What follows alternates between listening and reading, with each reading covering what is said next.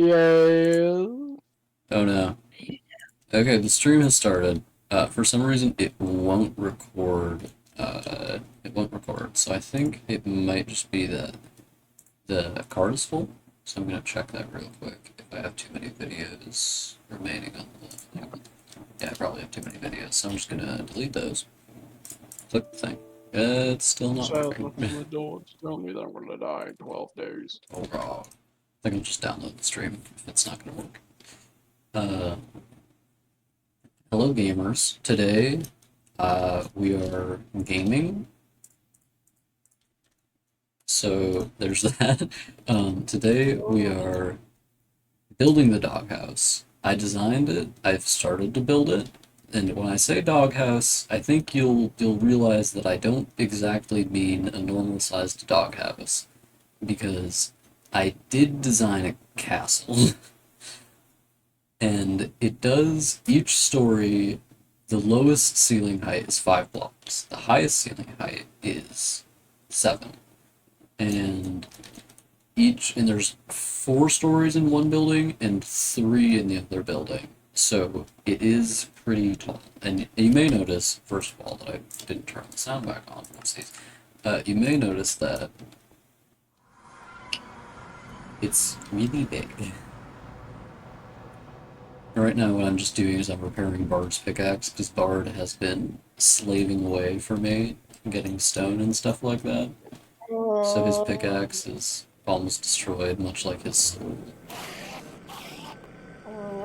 So I have to. So I'm just gonna kill 100,000 Endermen.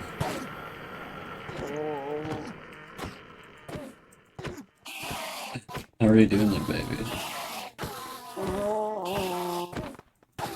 Is 6 shulk boxes enough? Yeah, What about 5? yeah. If we don't have enough right now, we can always get more.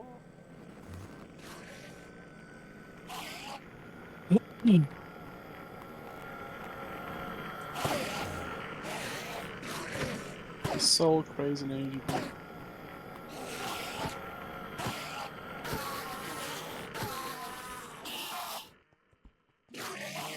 What are these bastards doing? I'm aware if anybody watches this and is like, that's a really inefficient way of getting XP, I know it's really inefficient, but I don't have like a really good villager-based way of getting XP, so this is how I'm doing it. And also, I could set up an Enderman farm, but I don't really like setting farms in Minecraft because I just don't find it as fun as like building buildings, you know? I have set up some And farms. they're ugly. Sorry, Bard? And they're really ugly. Yeah, they are also really ugly. And I And do. generate lag. Yeah, they're ugly, they make shit lag. I don't really like anything in Minecraft that I can't cover with a facade to make it pretty. So like the kinds of farms people have where they're like, this farm is roughly the size of like the Empire State Building. I'm like, I don't want to build that, mostly because I don't want to make There's a a water facade for one that. does too. You can like hide inside a mountain. I've seen really cool like Guardian farms, but whenever I see them, they're like absolutely enormous, and there's like no way you could make it look good. The hell's a guardian? Is that one of the fish things? You know, the fish. We have raided a couple Guardian temples, I think. Ocean temples. Yes. Ocean monuments, that's what they're called. We did that quite some time ago, actually. We haven't done one of those in a while. There's. I think we've rated 2 of them, and I scooped one out. Yeah. I know we have one scooped out one, and I think I probably raided one of them, but maybe without you? Because I feel like we have 3. Oh man. But it might have just been that we did 3 together, and one or the other of us is misremembering. Well, I know for sure that you've definitely done 2. Is what I'm Yeah, saying. at least 2. And it is one of those things where if I start doing it, there's a decent chance, like if I get it in my head, oh, I should raid some ocean monuments. That's one of those things where if I was playing alone, I would just raid like 10 ocean monuments and then get sick of playing Minecraft. jazz it up a little bit. Yeah, this is why like playing with you is really good for like my creativity because alone I'd never make anything interesting in Minecraft. When I was younger, I would actually make the same base literally every time I played. And I had like a couple of worlds where I just kept making the same base. It wasn't a bad base or anything, but I would never finish it either. I would get like sick of playing before I finished it. You're like, Axel, do you have mental Illinois?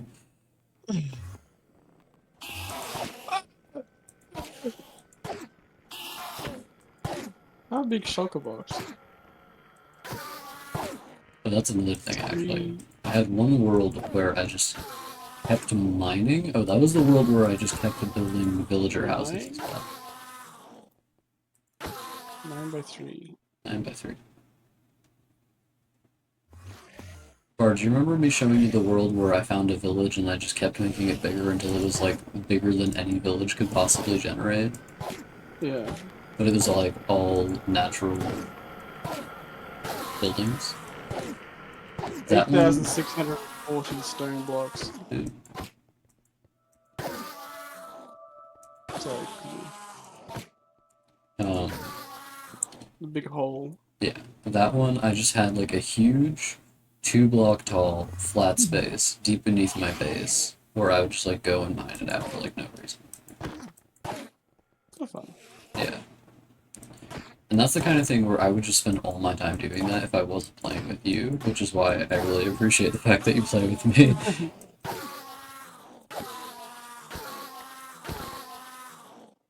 So I'll be the one that mines out the massive hole instead. I'm sorry. One of us will build the hole. I mean, you do a lot of stuff that is not mining up.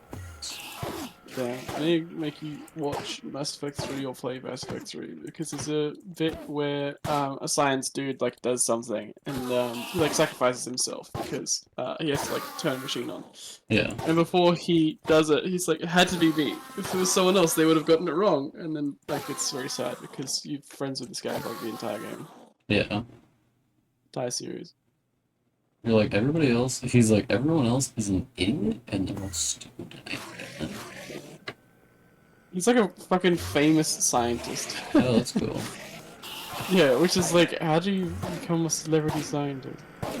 There's one character, very briefly, in Expeditionary Force, where, so they go back to Earth, and they're like, okay, we have to go back out again to go, like, do this mission thing. And the same captain, some of the same crew are on, but they decide to add some science staff, like, the Earth people decide to add some science staff. And some of the science staff they decide to add, they're like, oh, we want you to consider this guy. And the captain, like, talks to him, and this guy's just, like, an asshole. He's, like, so full of himself with, like, how smart he is. And he's, like, and the guy is just like, look, I'm not going to work with you. You are not going to get on this trip. I do not care how smart you are. You cannot get along with me. So you're not going. Damn, get wrecked. Yeah. Which I found, I feel like that's probably true of a lot of science people, is that they're just, like, so consumed with whatever they do, they forget that they need, like, social skills. It depends. A lot of science fields are actually very social. Yeah. But you're also hanging out with other science nerds, so it's like not the same kind of social you'd expect in like other places. It's like you don't have to ask someone how their day is. But like, I mean, I'm willing to bet something like archaeology, you can't be like a huge antisocial archaeologist because literally your job is like hanging out with all the other archaeologists in like a dig site. Like that's not something you can do by yourself unless you're like collating data or whatever, but who wants to just collate data? unless you found somewhere that no one else knows about. Yeah, and you're kind of a rogue archaeologist situation. Indiana Jones situation. Yeah. Though Indiana Jones was also a professor. Though people can be professors and also assholes. I haven't had any professors that were really bad teachers. To be fair, I did take literally one lecture session with this one teacher who was going to be my new anatomy and physiology teacher. and I was in one lecture with him, and I was like, I'm not doing this. I'm gonna go take the other lecturer's class because he's a better teacher. So a cat just meow outside my door. Some kind of demon out there.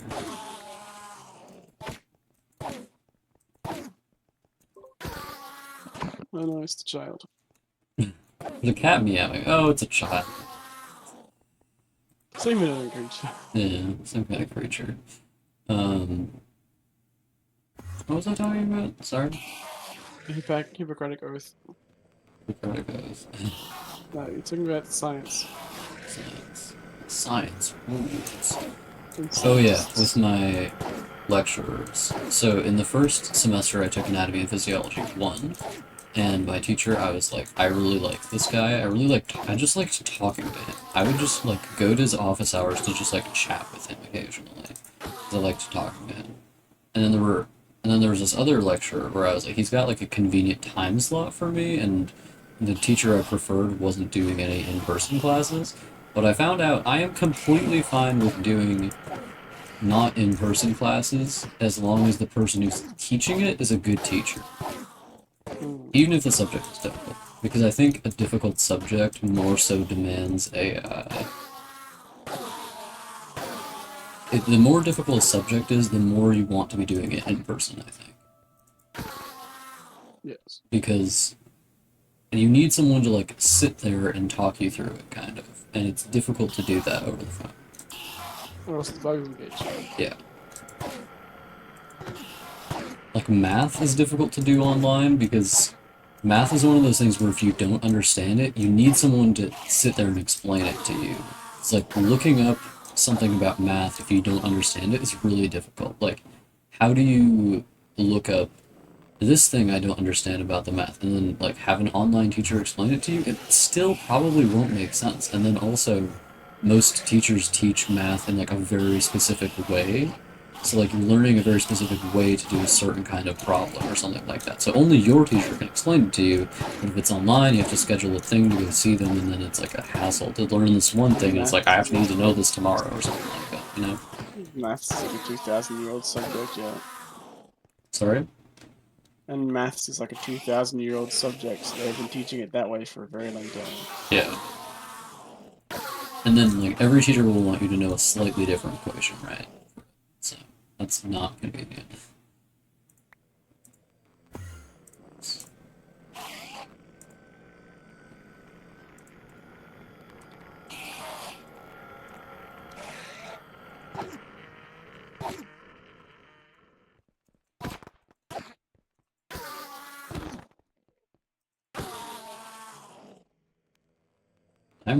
I'm a chatty Cathy today. On God. I'm chatty. It's all that socialization that you've been doing. Yeah, I hope you don't mind that I'm a chatty Cathy today. Why would I mind? Because I might be like talking too much. Okay. It's the second time you've worried about that. Yeah. Have I ever told you that you talk too much? No.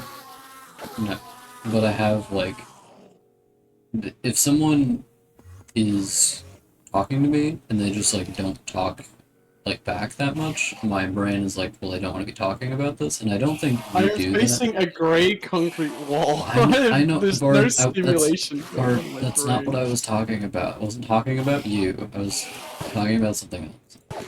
I know, but I'm like saying, if I'm being not giving much of a response, it's like I've been looking at the same rock for like 3 days. And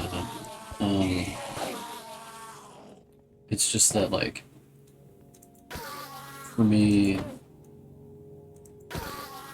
to me, you're perfect. For me, it's difficult to sometimes. Well, I think specifically with my mom, when she doesn't want to talk about something, she just like will be quiet for a bit, and then I'm like, oh, she doesn't want me to talk at all. Because I think sometimes when I'm hanging out with my mom or like going on a walk or something, she's not like in a talking mood, but I am in a talking mood, and she just like will like lightly respond and then stop talking, and then I'll be like, well, she doesn't want to talk, hate so I'm that. gonna be quiet. Yeah. I don't blame her for like wanting to talk less, it's just that I am like, a really chatty person when I'm in a good mood, you know? Oh yeah, of course. Yeah,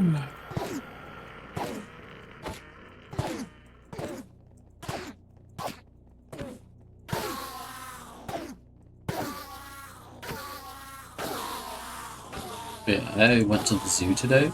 For all the stream viewers, I went to the zoo today, and I also hung out at like a furry thing.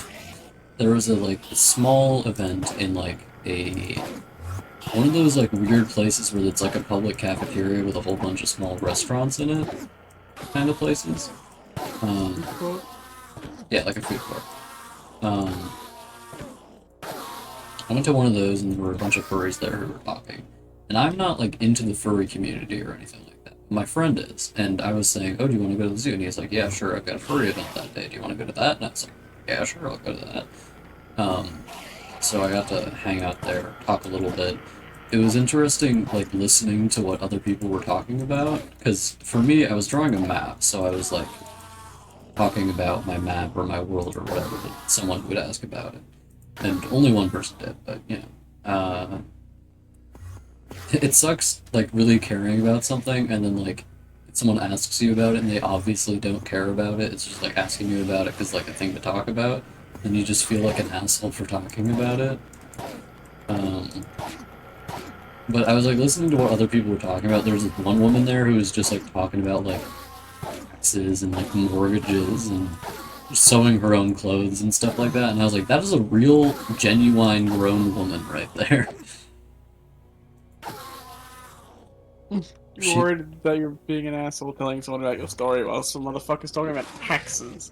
Yeah. Well, it's not like she was doing it unprompted. It was that, like, one of my, the guy I was there like, with, so to speak, was, he, like, asked her about it, was talking. Tell me about taxes. And she seemed, like, fascinating. She was wearing a corset with a, like, underdress and then a, like, sleeve thing, you know, like, it's just two sleeves that buckle together at the front. Like around your collarbone area, and she's like, I made most of this myself. The only thing she didn't make was the corset, Okay. and I found that really cool.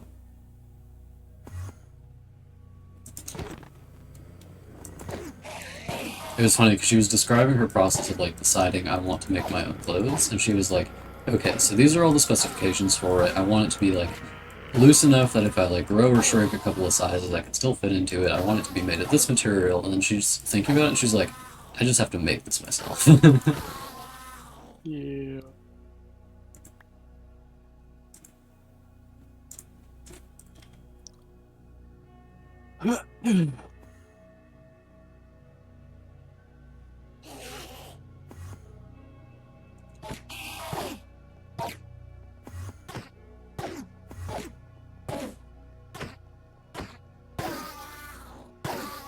I need to go out and talk to people more often. I feel great.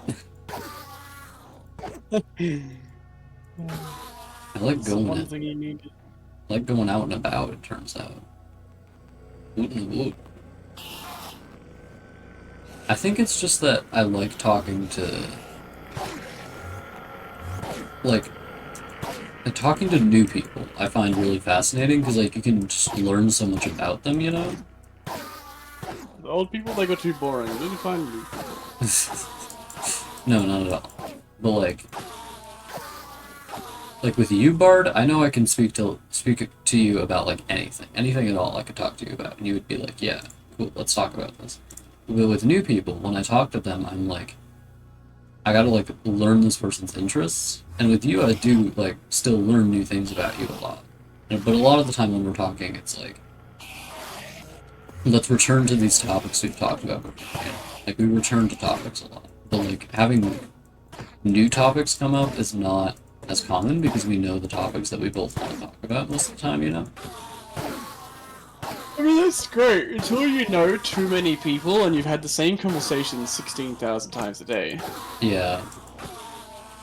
That's probably true. I suppose I wouldn't know that personally because I don't, like, I don't have enough friends for that. But,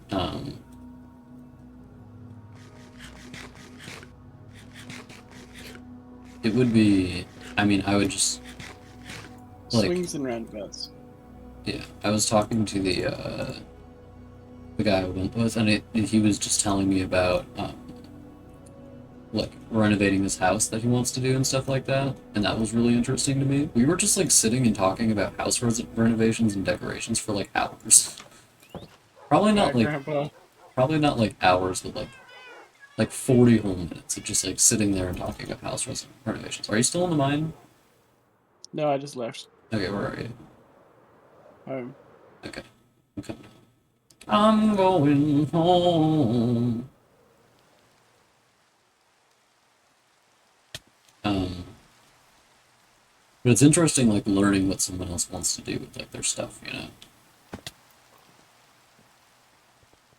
Eats it. Yeah. Although Bard, you obviously have more experience with like meeting new people compared to me because you're more social. So like, Yes. I believe you when you say that like meeting new people can get tiresome. I am in the home. And you went right past. Oh no.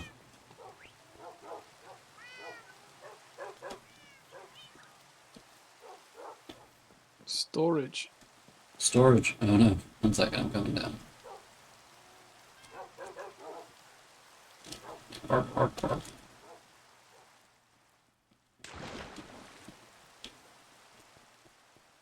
Coming over here. Bard, you'll never guess You what I have can for you. so touchy. Return to its former glory. Oh my god. Thank you. No problem. You like now click back in there. No, no, no.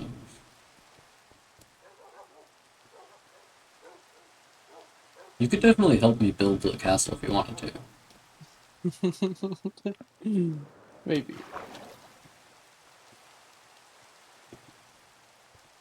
I'm not saying that as in like volunteer to do more work for me. I'm saying like if you want to help me. Well, I think I am helping. Yeah, you are. What's the next material I need to gather? Um, Problem spruce wood? That one's easy. Yeah. We also have like 17 billion logs, so I don't know how How much more we need much to do get. we have in the chest right now? I'm gonna check. Uh, I'm gonna say 2 more rounds of bringing down all the trees is probably gonna be enough. Okay. Might need more than that, but I doubt it. I'm also gonna need to go do the moss thing.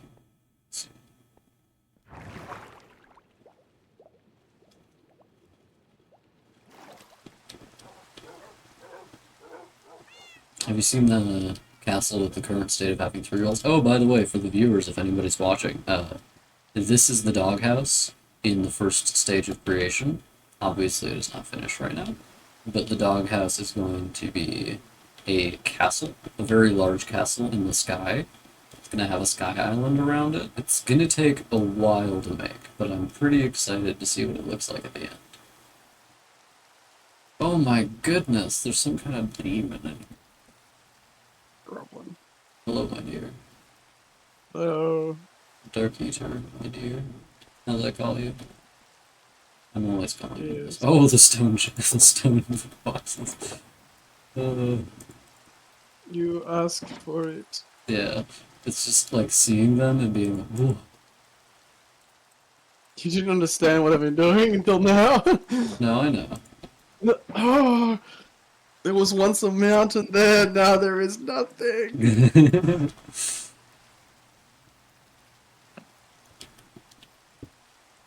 Live a little bit, live a little bit of my life with you. Oh yeah, that's my thing. Sorry? I was like, oh yeah, that's my thing. I was looking out into the water. I'm like, what the fuck is that over there? Gotcha.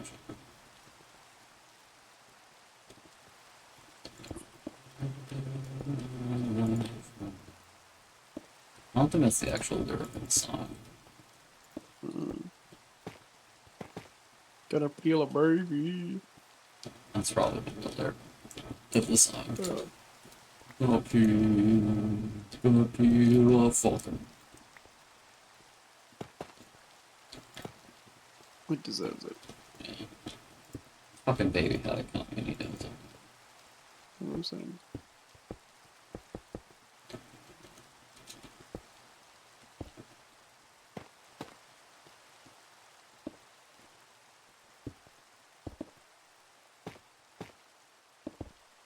What a dick.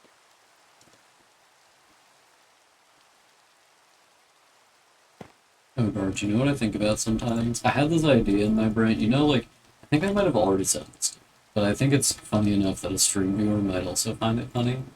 I was thinking about, you know, like TikToks where it's like a woman or like someone like interrogating the boyfriend basically, where they're like trying to get my boyfriend to say sorry about something or something like that, you know?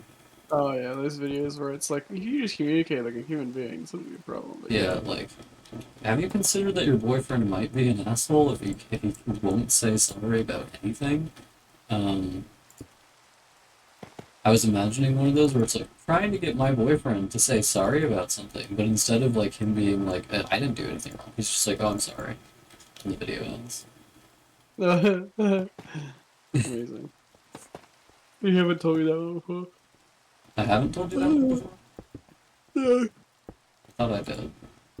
Yeah, because I just, that's just a really funny idea to me. I couldn't imagine ever being with someone that would be like, I'm gonna make a video about why you haven't done something, like why you haven't Yeah, said sorry. it's also like, I mean, that's one of the things about like modern culture that I don't get like as much is like just documenting things all the time basically because for me I don't make TikToks, I don't make Instagram posts, I don't use social media really. Like I text people Discord, so you could classify that as a kind of social media, but it's not like the kind No, of Discord definitely is not social media. It's a socialization platform. Social media has evolved to its own. Well, social media has always been its own little thing, yeah, to the point where like it's impersonal social conversation essentially. yeah.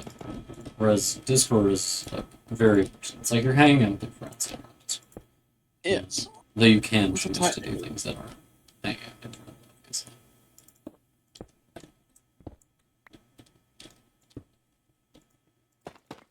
So what was I with this? Oh, Discord's closer to a forum than it is to a fucking I would social agree media with that. site.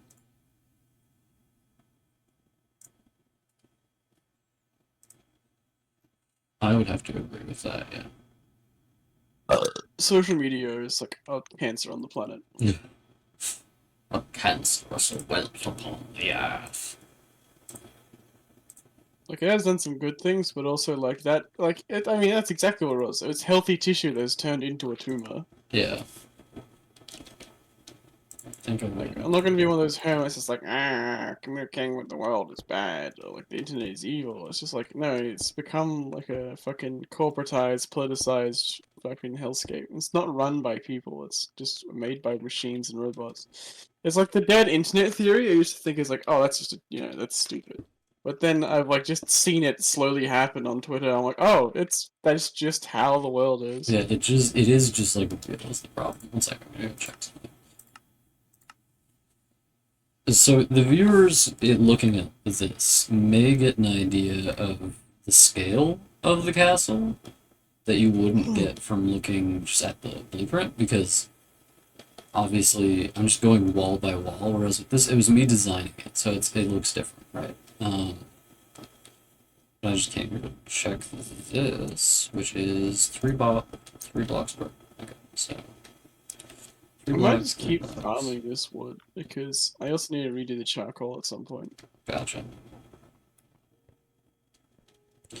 And like, you can see that this took some time to make. This actually took me 2 days just to design, though it wasn't like 2 days of like constant Minecraft gaming. It was like 2 days as in I was playing some Minecraft and doing other things. Just realized while you were designing that kennel, I built an entire keep somewhere.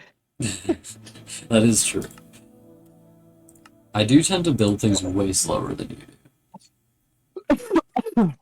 That depends. Fucking my floating city is took like 6 years. The floating city. Huh? What floating city? Ah, that's a good point. In Like in the water. the water. Sorry, I'm just trying to think of water.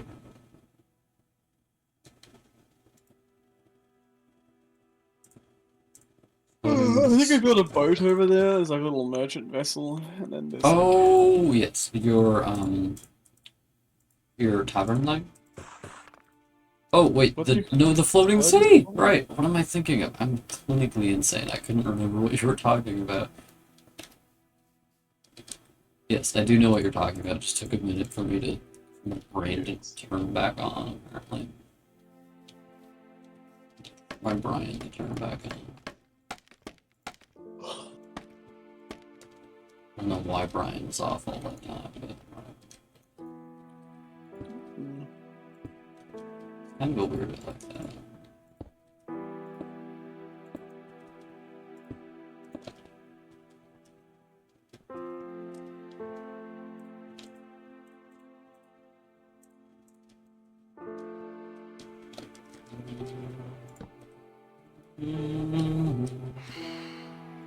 Oh, Bard, I know it's time for us to sleep together because the phantoms are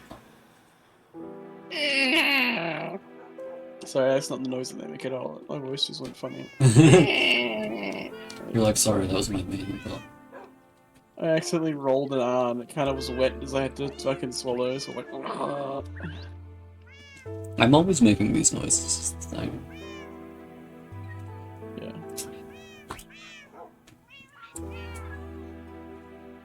What is the stairs? Something cowards use.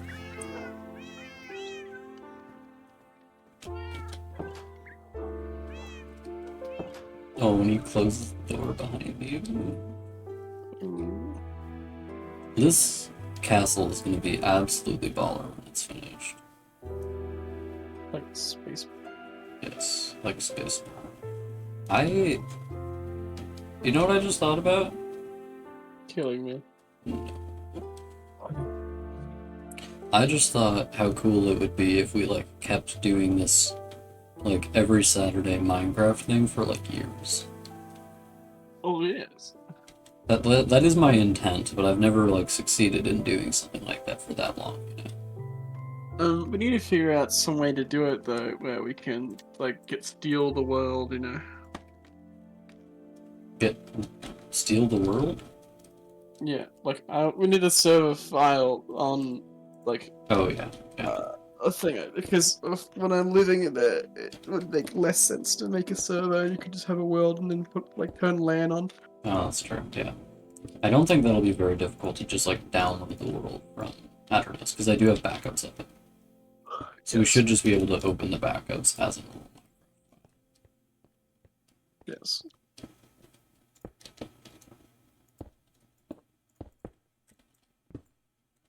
Or at least figure out how to do so. Yeah. I don't think that'll be too difficult to figure out. Okay, I just finished making another segment of the fortress. No. Oh. He's always talking about his nuts, the thing.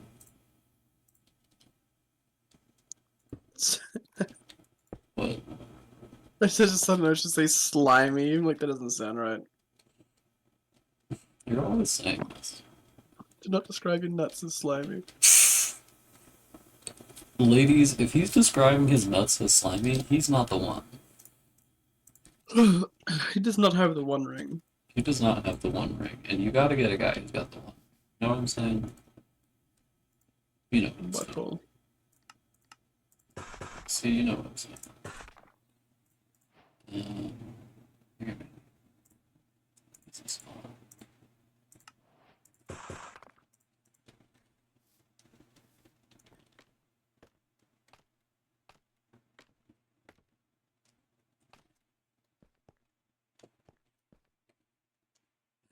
I really like having the fast thing on the pants where you just like fast crawl everywhere, cause like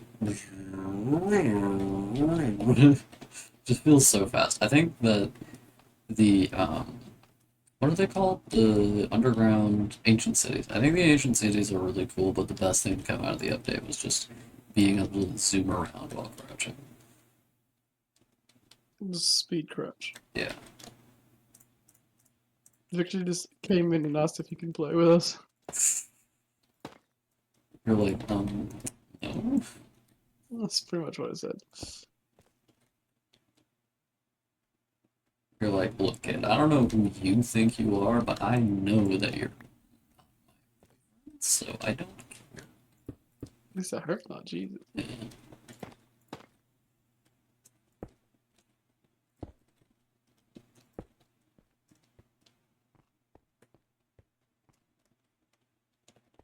That is something weird people do, where they're like, you know when people date people that are like a lot younger than there's not just like a couple of years, but like hard. I'm not talking about you, but like, you know, if it's like, oh, I'm like 60 and my girlfriend's like 20, what are you supposed to like talk about?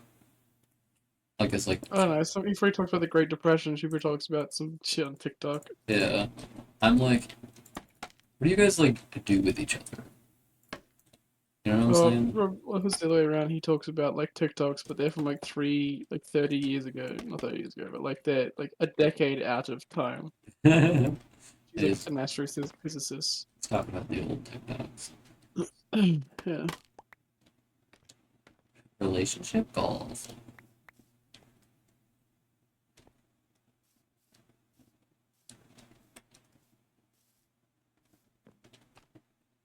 Because with like you and I, it's very easy for us to just talk about like literally anything. Because The functionally, economy. because I think in terms of like life experience, the experience is not that different at all. Well, In terms of in like terms of like, age differences. I mean. yeah, like growing up in an era, they're pretty much the same time. Yeah. And in other ways, our life experiences are different, but I don't think that's like, I think our life experiences are different, yes, but they still have common ground. yeah. I think they're different in a way that's not like super impactful for just us hanging out with each other, you know? Yeah. And I don't think like almost any of it has to do with us being different ages. Well, it's like the wealth disparity isn't much different, but Yeah, I think we grew up well off more than I did. yeah, But it's not like a huge difference where you fucking have some people that you know in like school that are like, oh, my fucking dad's Ferrari caught fire because there was too much gold in the boot, which we got from fucking stealing from orphans. It's like, all right, Jeremy, go on your third vacation this year. yeah. I did have one friend like that where he would like tell me about going on cruises, and I was Yeah, like, "Oh, how many cruises have you been on?" He was like 12, Jesus Christ. and I was like, "What do you mean you've been on 12 cruises? You're one crazy bitch." I never had any rich friends. Definitely not friends. There were people in school that had a lot of money, and we would just bully them for having too much money, and they would be very confused by that. They'd be like, "But my papa cannot simply tell you to stop." Um, I think someone actually like rich. I I met this guy online actually. So it wasn't like a in-person friend. He was a guy that I just like knew from the internet. Well, it's like I think the richest person. If I was to look on like the server that we're in, the UN, the richest person in there. Obviously, so. No, it might be Barry or like Martin, maybe. Martin drowning in Uh, bullying. maybe Val. I don't know. She's doing at everyone, but like, who's got the most money here? Compare your paychecks. Maybe Sid. Sid lives with his parents and like is English, so he could have that old money. He could have that slave money. We don't know. Martin works for the government though, and is like a fucking what's that thing called? Depends on how good that government money is for Agricultural him. scientist, or like something wild like that. That does sound like the kind of thing where it might make you a lot of Maybe not a lot of money, but like he's well off. I think he goes on holiday, so more through. money. Yeah. I have historically been well enough off to go on holidays, which is really nice because, like, I really like going camping and stuff. So if I grew up not camping, I think that would have made me less happy as a child. But we definitely Going camping is a sign of wealth, though, because I've been camping a few times.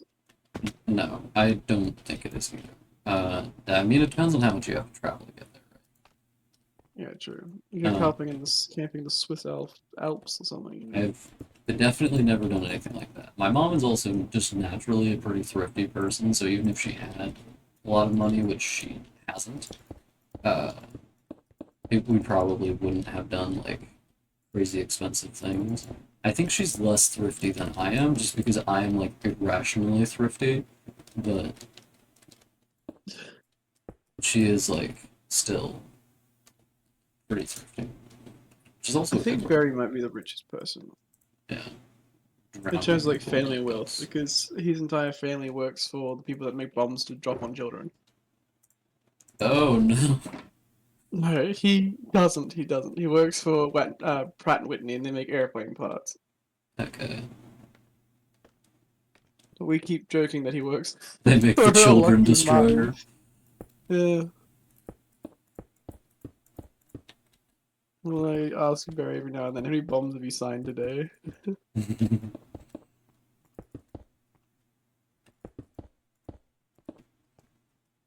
Yes, so he makes like parts for like jet engines and like random things like that, like airplane parts. Which so like that could be made to make like a fucking military jet. Who knows?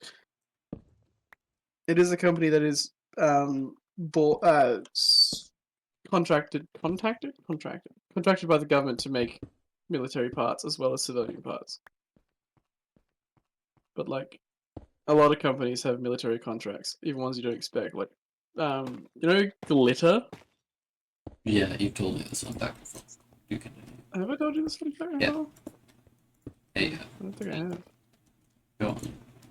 But yes, a lot of glitter companies are what's it called. They are not just a glitter company. They specialize in making very fine materials.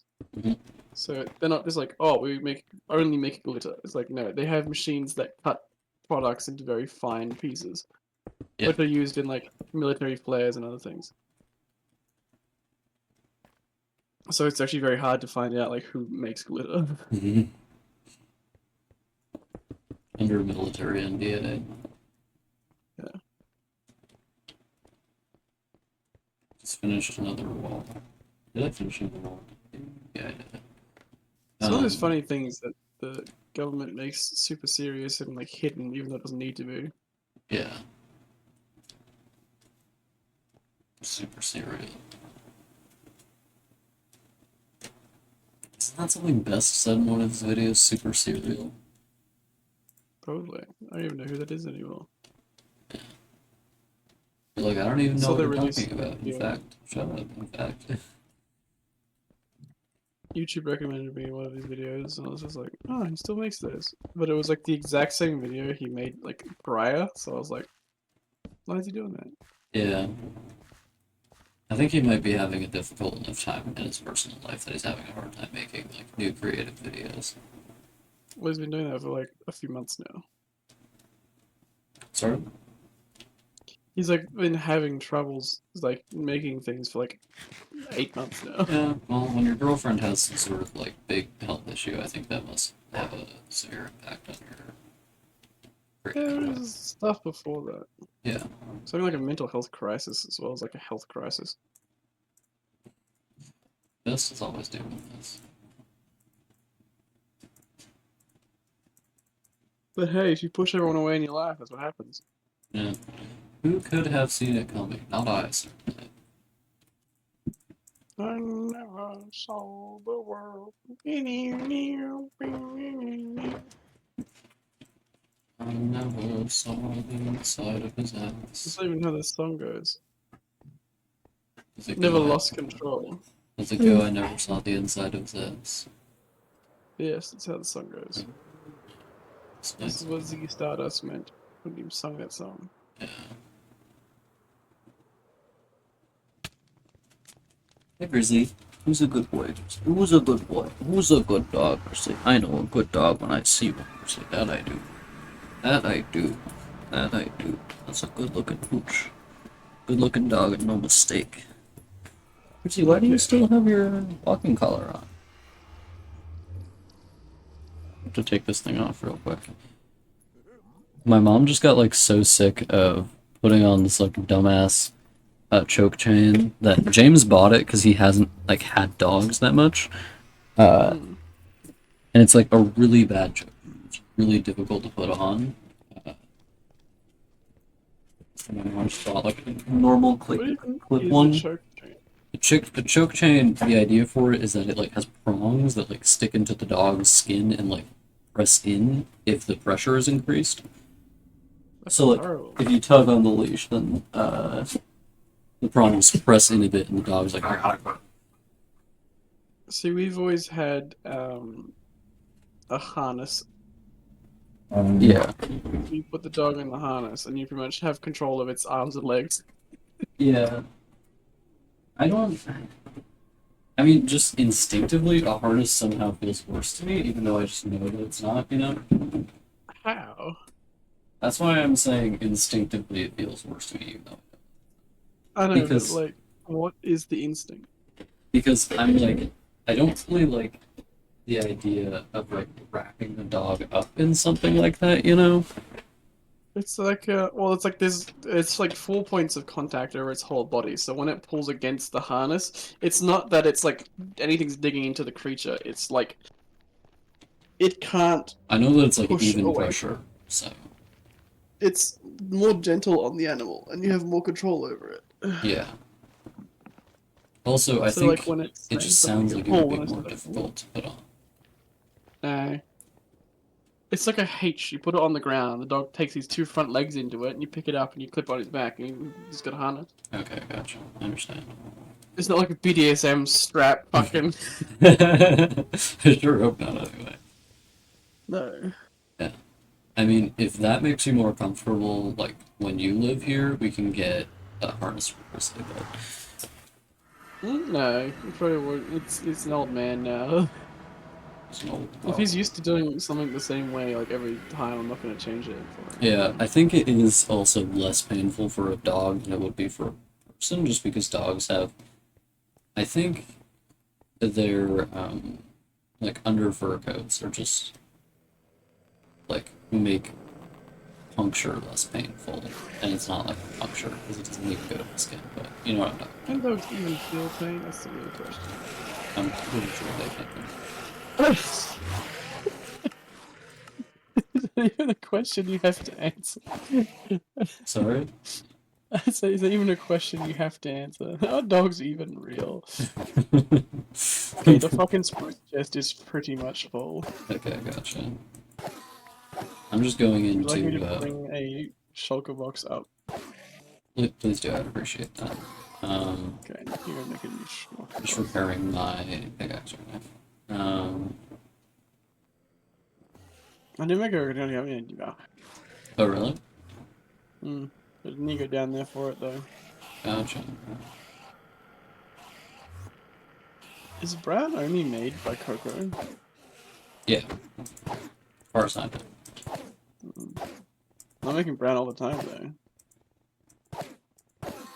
Damn.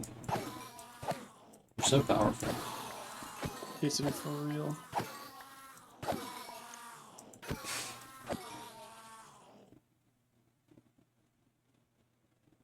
Discord shitting. Oh my lord. My Did I lord. read? God. I don't know. Oh, get in the hole, you fucking whore. What am I doing? Bard, I have a question. It's the question, why did I just call myself a fucking whore? Actually, I thought of the question before you said that, so it's not about that. Okay. Um, the question is, do you find when you're reading my books, do you think the action or the dialogue is better to read? Like, which do you find more fun? Well, for the dialogue. Okay. I usually find dialogue more fun to write because when I write action, I tend to make it really fast. Like, it happens, then it's over, basically. Yeah, Um, well, that is just how action works in the real world, anyway. yeah, like you'll notice my action scenes are extremely short because I just don't have a lot to say in the way of like people fighting for like a really long time because I just I don't mean, what write is like there to that. even say? He smack him in the neck. He smack him in the leg. He smack another man. He smack on a penis. I smack it a penis. Yeah, it's turned um, Italian season. yeah, because I just don't have that much to say in the way of like people smacking each other for a while, so I don't write it. And but I do write it really fast. When I get to a part where I'm just like writing a genuine action scene, it is engaging for me, but it tends to be pretty short, so I write it really fast and that's over.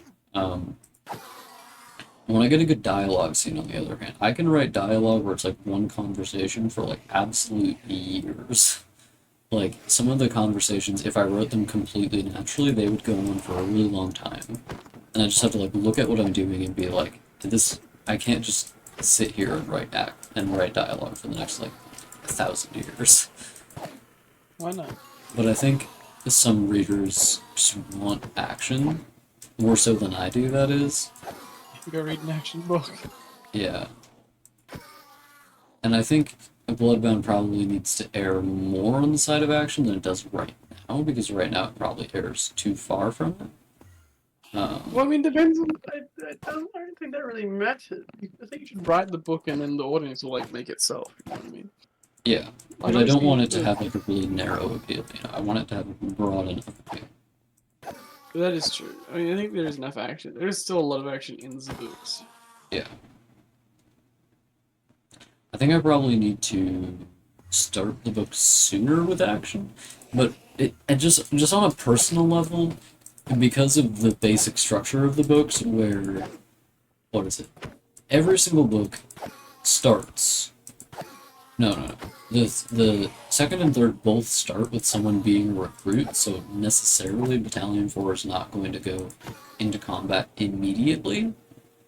And in Bloodbound actually does start right away with a battle. It's just not very good because it's the first scene I ever wrote of Bloodbound as it currently exists. So the scene itself, because it didn't change that much from draft 1 to draft 2, other than being like just better in like basic writing More sense. basic.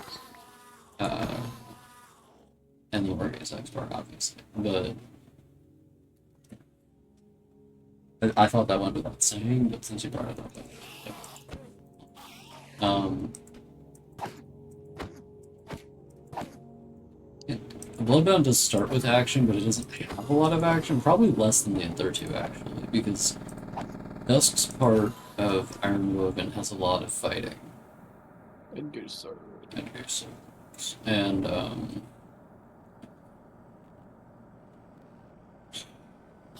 Anakaya's.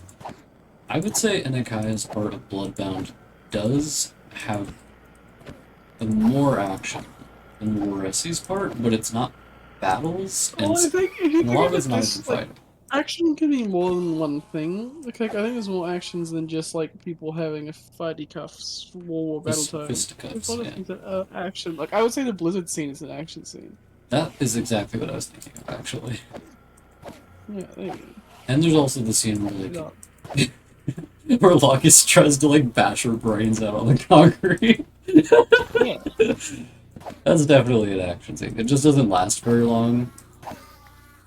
But I would describe action scenes as, like, high tension, something happening scenes. Whereas dialogue can be high tension but still not have anything happening.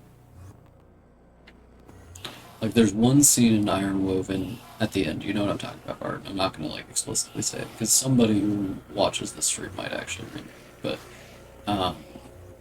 there's one scene at the end of Iron Woven which is just dialogue, but is very high tension. but it's not an action scene. It's a Jesus. Do you know what I'm talking about, Bart? Yeah. Yeah, that's the scene I'm thinking of.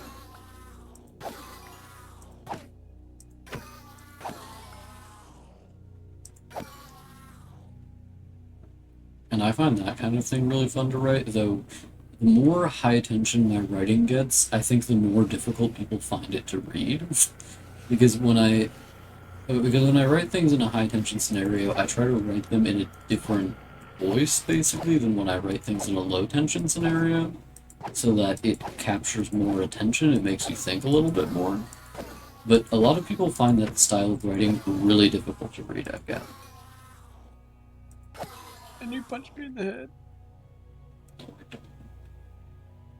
Right, I'll be right back. Okay. I'm gonna cry. Dora's just like, here, I'll find it really.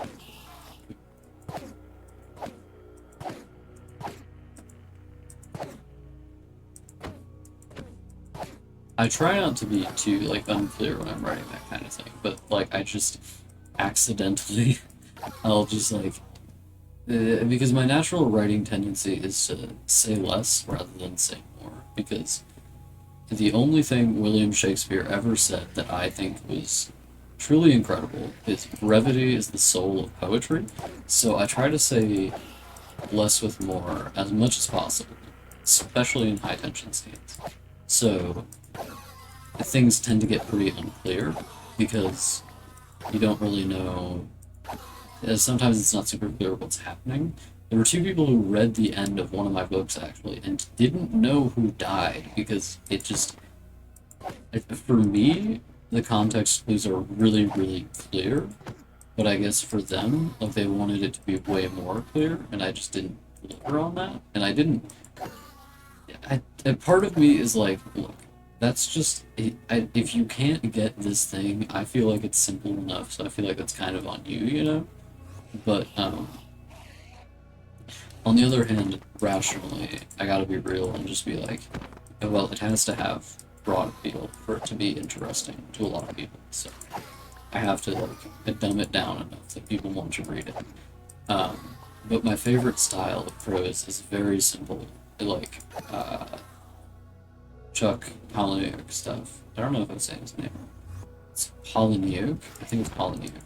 Chuck Palahniuk, who wrote Fight Club, his style of prose I really like, where it's just I mean I haven't read his other stuff, but in Fight Club it's very raw. It's kind of difficult to understand what's happening intentionally, I think.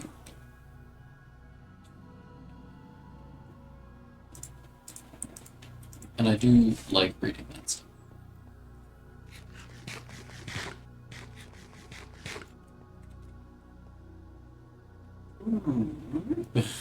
um, just because I think it's more interesting than it's a bit more provoking. I find it.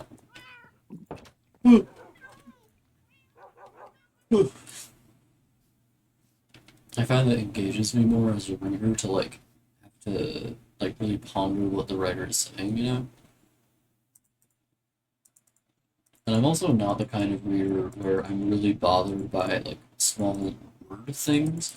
Some people legit, if they don't understand a word, they get stuck, and I don't. If I don't understand a word, I just keep reading in the assumption that I will understand, or I'll forget whatever I didn't understand. It'll be fine anyway. Which almost all the time is what happens, and I'm perfectly fine with that. I don't need to understand literally everything that's happening in the book to be content.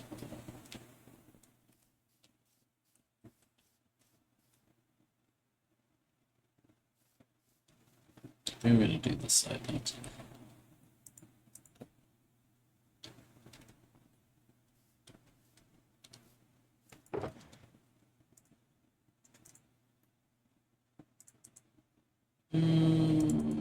I might do more farming first. Might go full moss mode.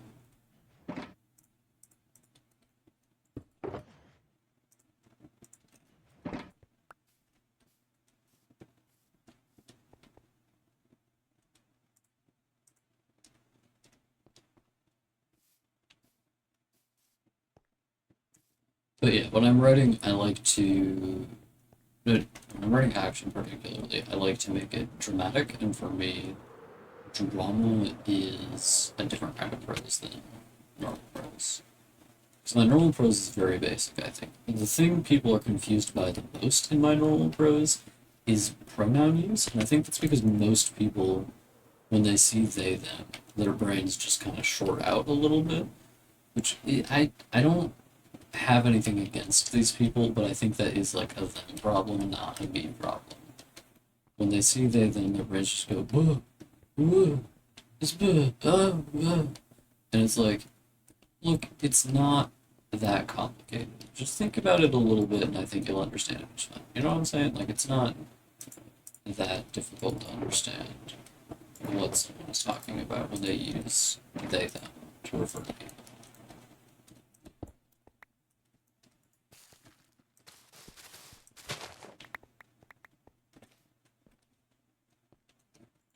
And there is like easier and more difficult ways of explaining it in the world.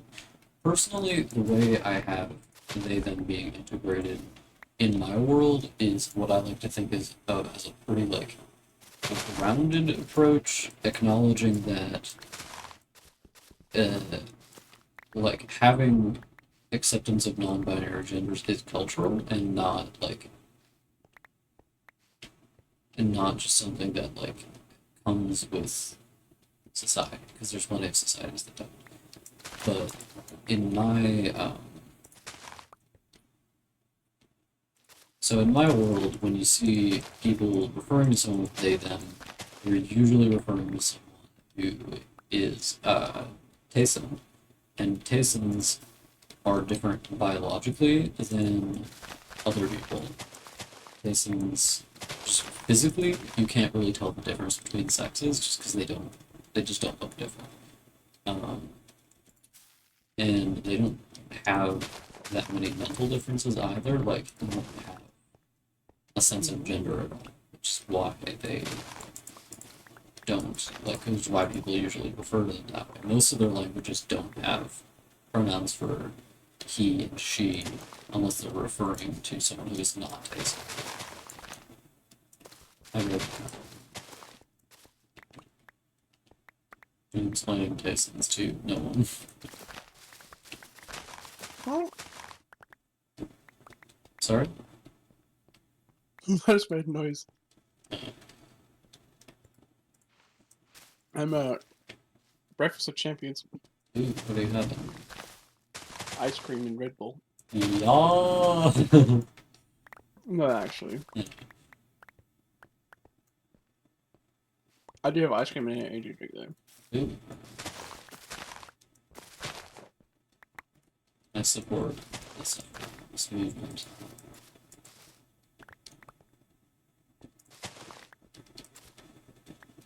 I was explaining how it's really weird to be like talking but not actually talking to anyone. Like in the moments when you're not here, because then I'm just like, and if you even if you were here, I would just be explaining things you already do. Um, Like Mr. Jesus. like Mr. Jesus, obviously. But I was just explaining how Tayson's how the use of they them in my books is not exactly like how people use it in real life. Oh.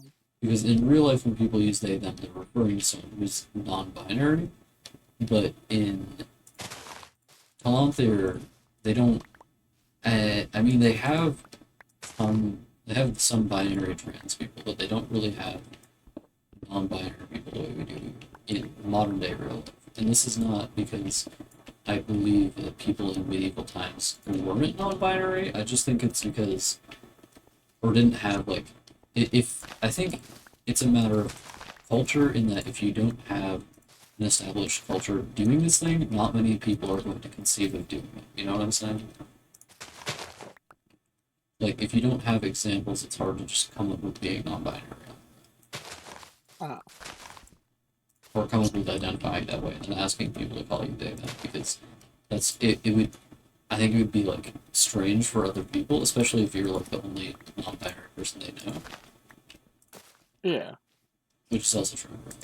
Um, So that's why you see mostly Taysons being non-binary. But you do actually see, and not in the areas Bloodbound is concerned with so much. And part of this, so on a side note, so to end that thought, previous thought, there are people throughout the world of Bloodbound that do identify that as non-binary that aren't Tayson, but you don't see them in Bloodbound, at least partially. Sometimes it's just because it doesn't pop into my mind. Because in my brain, non-binary, they, them, in Bloodbound does not so much refer to non-binary people so much as it refers to Taysons who do not have a sense of gender at all. Which is a different sort of thing than being non-binary. Because in the real world, being non-binary exists within the culture that we have, which has binary gender. That's why it's called being non-binary, because the binary exists to begin with. Yeah. But in Bloodbound, they don't have... Taysons don't have the beginning of that binary at all. They're just not gendered people. That's just how they exist, that they're not gendered. So when I make it so that people do get the idea of existing that way from Taysons that aren't Tayson. Like you could see people just like the humans identifying essentially as Tayson in a gender sense. In world, it would basically just be identifying as a Tayson. Yeah. They don't call it that. That's how people tend to think of it. So like you have that in world, and the reason that it doesn't come up very often is that in one sense my brain is just like when I am talking about my book and I say they them, I'm referring to a Tayson, not a non-binary person. That's just like my assumption in my brain, so I don't like think of making a non-binary character in it because I assume I'm referring to a Tayson, not a non-binary. Yeah.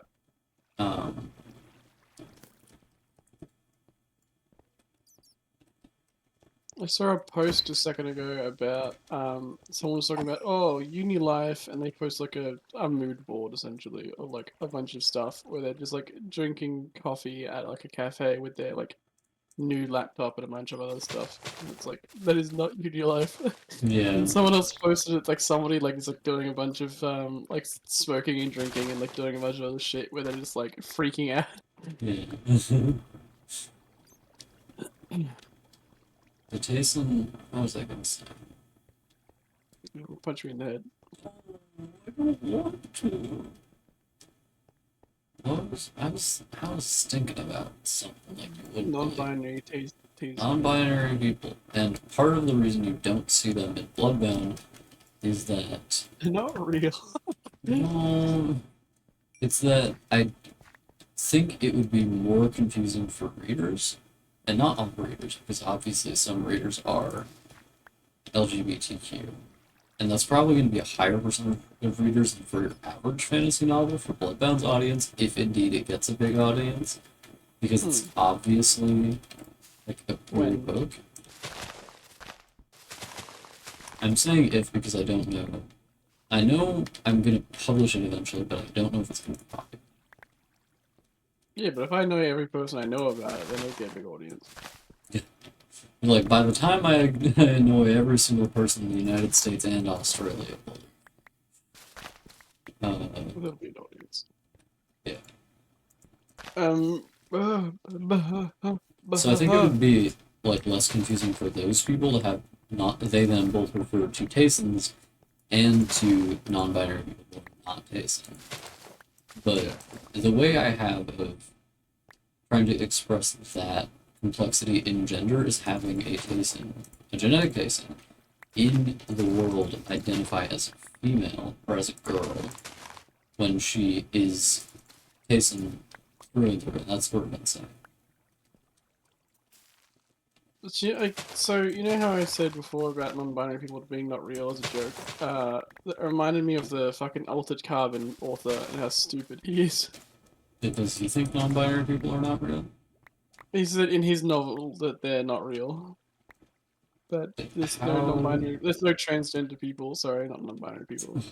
What does he mean? There's There's no no. transgender. And Did he do so you with know, that? altered carbon is right. Mm, Okay, altered carbon is a sci-fi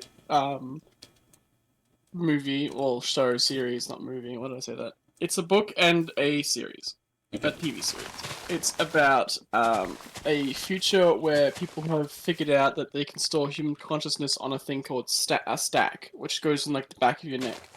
Okay. When you die, your body dies, but your consciousness stays in this little disc that you can put into a different body. Hmm. And people, there's like a society pretty much has changed, and like bodies aren't really seen as a thing anymore that people worry about, because it's like, oh, you just get a new sleeve, well, you get re-sleeved, and when you go to prison, you no longer just like if you commit a crime, like murder is like not really a murder anymore, it's property damage unless you blow someone's stack out. Yeah. And So let's when blow you go to someone's prison, back in. they pretty much just take your stack out and put you in cold storage. Oh.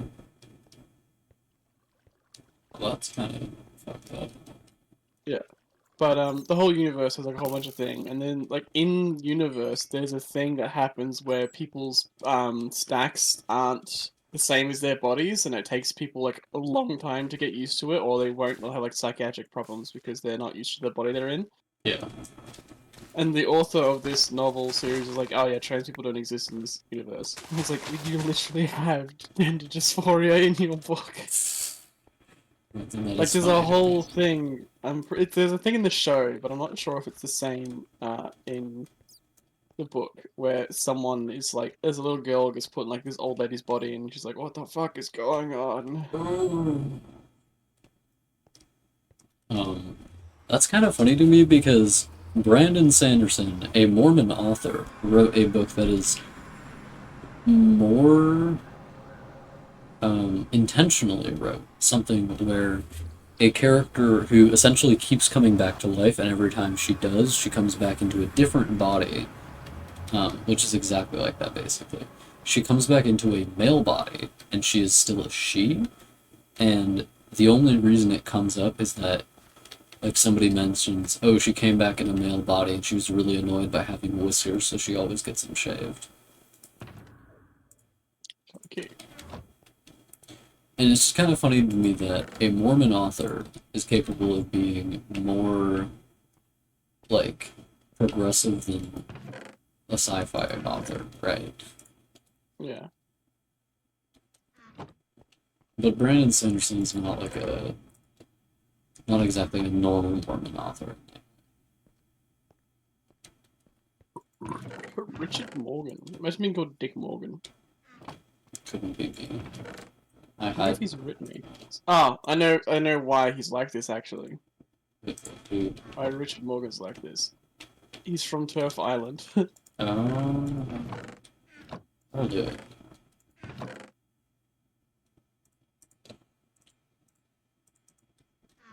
It's weird to me that British people in particular are like that. Yeah. It might just be that the most British people are like famous for being transphobic, and that it's not like a percentage of the population are transphobic. Yeah, it's the lawmakers and the like what's it called? Britain has a very high trans population. As high as it can get, and like, a developed world has a quite high amount because it's safer in quotation marks. Yeah, But I don't think the people are actually transphobic. They might be a bit ignorant, but I don't think they are. yeah. Why does he have a book series called Black Man? I think it might be. I think the average U.S. person is more transphobic actually, because Oh, Jesus Christ. the chances you meet a U.S. person who is transphobic are pretty high.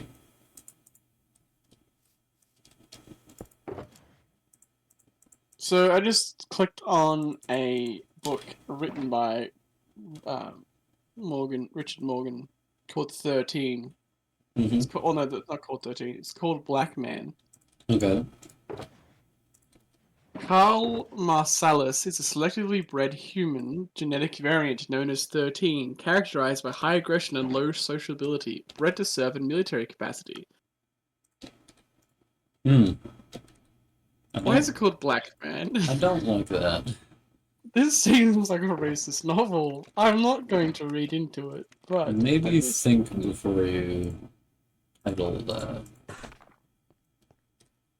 There's maybe some it's doing things. something else. Yeah, But there's there's literally something. nothing else about it on Wikipedia, so I have no idea like anything about this. Yeah, Maybe it's not racist, maybe it is. I think sometimes writers. In this case, the case that I'm about to bring up, I don't think it was unintentional per se. And my example is going to be Tolkien, because Tolkien's writing is pretty explicitly racist a lot of the time, but not in like Oh, a he wrote for Crisis 2, that's why. Sorry, continue. uh, Oh, yeah, Tolkien's racist condition. yeah. And it's not in a way that I think it's like incredibly intentional, but I don't think it's non-existent either. I don't think he's writing it because he thinks that being a black person's wrong or that it makes you a bad person. I think it's written that way because Tolkien, in his like head narrative about how the world works, is that he understands history as being like West Europe versus everyone else, basically. Anglo-Saxons versus everyone. And in that everyone, he includes everyone who isn't white. So for the Lord of the Rings, because it's Anglo-Saxon versus everyone, it's like it just characterizes all people who aren't white as being evil. But I don't think Hmm. that's I don't. I mean, this is kind of difficult to explain, but I don't think it's because Tolkien has like any special like racial hatred in his heart. I think it's just that like in his narrative of how he imagines history, that's how it went. Yeah, I can understand that. I don't think he's like a scathing racist like some authors are. Yeah, He's not a fucking H.P. Lovecraft, that's for sure. he's no H.P. Lovecraft, and Have you heard of his cat? H.P. Lovecraft's cat. Did he name it something racist? Oh, well, I guess you don't know? Apparently Oh, not. everyone knows that joke. Okay, yes, he named it something horrible. I think I might There's a... have I heard it. found out because of the documentary that people take out of context about him, and it just says his cat's name. It's like, and his cat. I was like, what the fuck? Did he name his cat that? I think I know what you're talking about. Oh, yes.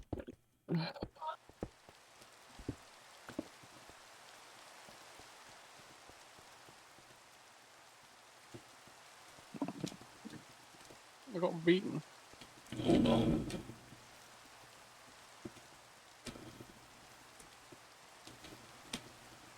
Beating that butt ass pussy. Oh god. Make that below game week. 7 days of free. Certified week. Um, it's just really. I mean, Tolkien's writing, I could definitely see being a person who isn't and reading it and feeling really uncomfortable. But it's also evident that a lot of people who aren't white have read it and not felt uncomfortable. So, Well, it's like his story. I don't think, um, like if you watch the movies, it's pretty much like most of it's been taken out. The like explicit things about the people from the East, and it's like yeah. it doesn't matter that it's a thing. It's just like I feel like it's just a way of someone being described in the novels. Yeah. It's not. The racism is not a critical element of the world building the way it is for H.P. Lovecraft. Hmm. In Tolkien, the racism is just like a consequence of how he imagines history, I think.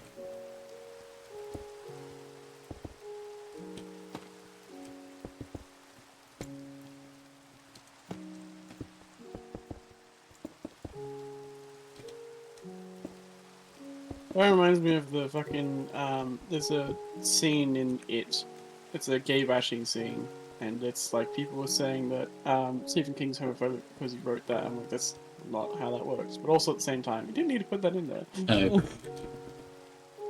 I think that it just if you write a character doing something wrong or creepy or weird, it doesn't mean you're wrong or creepy or weird, but it also doesn't mean you needed to write that happening. I feel like King actually did need to because he was bringing light upon like things that were just like happening in the world around the time because it's like the 80s and people really didn't give a shit. Yeah, I mean, this is something I have dealt with a bit in my writing. Is like my initial concepts for Bloodbound have had a bit more to do with like the ways in which Anakaya dealt with people being racist to her, but it is going to kind of be like that, but not as explicitly, because I think just a plot where you try to explain something that's obviously wrong is wrong to the reader is not going to succeed that well, because most people know that racism is wrong, right? And if they don't know that, a book is not going to convince them that it's true. Yeah. Draft 3, make her more homophobic. Yes. Yeah, and that's something also where it's like, it didn't need to be like that, it's just like that because I was like, thinking of it wrong. Thinking of like the way I could explain I think her it. being confused on how things work is good. I really like that about a character, but I think some of the ways that she like expresses that in thought come out as like someone with bigoted views, which needs you could tweet that. But I don't think you should remove the fact that she's stupid. She's allowed to be I stupid. really enjoyed the bit where Maru's husband, she's just looking at him like, how did they have kids? That is funny, She's yeah. just looking back and she's trying to figure it out. Especially funny because she has adopted children. Yeah, with her wife. Yeah, with her wife. And she's like, but how did they do it?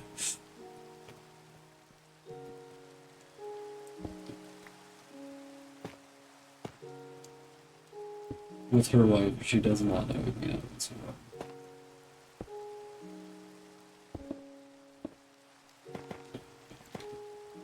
I still treasure the one time you said Enikai is the kind of person who'd overplan her own funerals. That's like the funniest thing anyone has ever said about my book.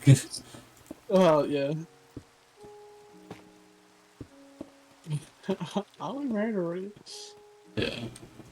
What does a materialist means? Sorry? Oh, gross. Someone just claimed, like, called himself a materialist. Why would you say that about yourself? Except meta is.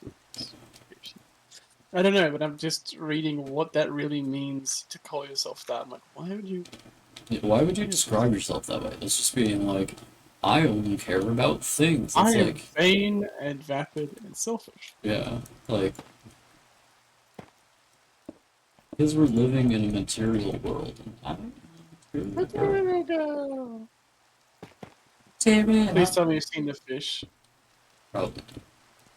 Oh, there's someone's do like a Billy Bass fish, but they've like rigged up a bunch of them to Alexa and they get it to play Material Girl, Ooh, and the fish is singing it. nice. Have you? Have I told you the first place I ever heard the song "Material Girl" by Madonna? No. I was on a rich person island in Florida. Okay. I can't remember what it's called. So so I'm thinking Florida has a fuck ton of iguanas in it, and then you said like rich person island at the same time. So I just imagine an island full of iguanas and it's just one guy with a bunch of money. No, it's just a bunch of really rich iguanas. Hmm. It was just funny for me because, like, being there and having that be the first place you hear the Material Girl is kind of a thought It experience, is ironic. Yeah.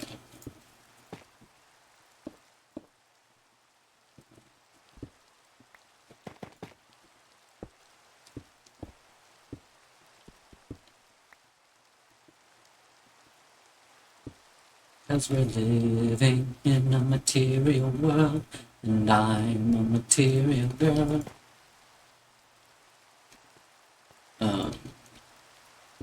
I also think that song was great. It's actually a different Material Girl that I'm thinking of. Huh? I mean, not that I'm thinking of. The one that I'm talking about, the Fisher singing is different. Oh. Got multiple material girls. Wow. Well, it's the current era. Everyone will just use the exact same name for a song. Oh, did someone just name their song the same thing as Madonna named hers? Yes. How can they do that?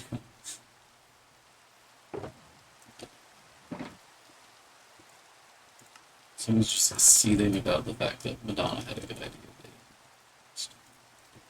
No.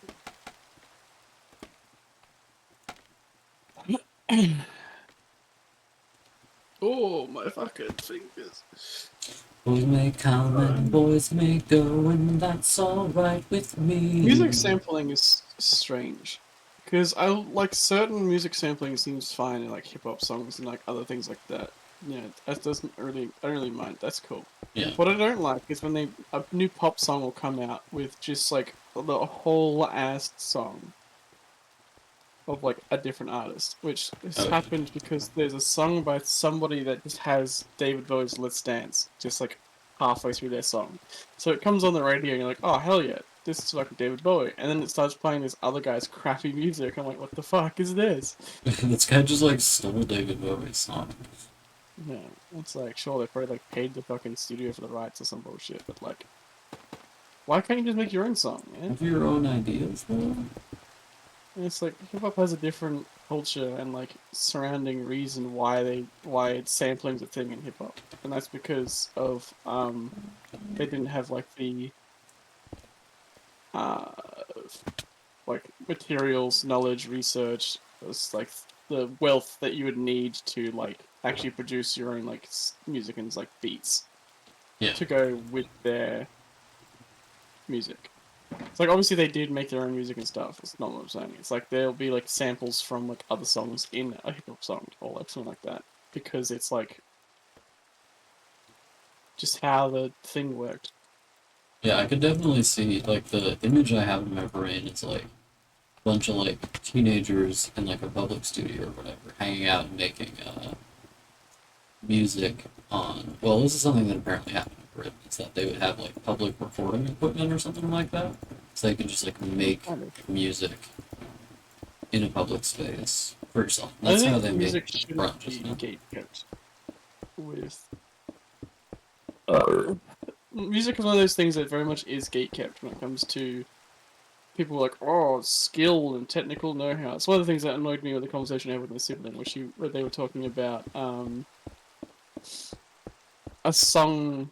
I think it was a cover of Hallelujah or something. They liked someone else sung it. They didn't like the version that I had going because the person that sung it was like it wasn't perfect. Their like vocal intonations and stuff wasn't perfect, but it had like more like emotion to it, which is Which what I prefer in a person? song. I think I had like the original like version of it, and then they posted a different one, which someone was singing it in their like prim and proper vocal trained, you know. Oh, so you were listening to the Leonard Cohen version? Yeah, that's what I think I was listening to.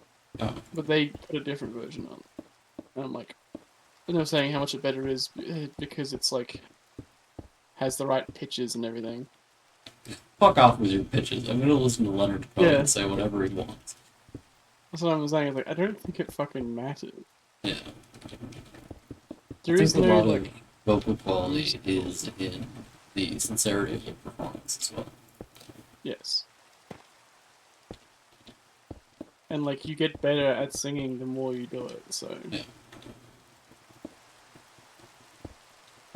doesn't matter if you're classically trained on doing something. All that matters is that you do it with passion.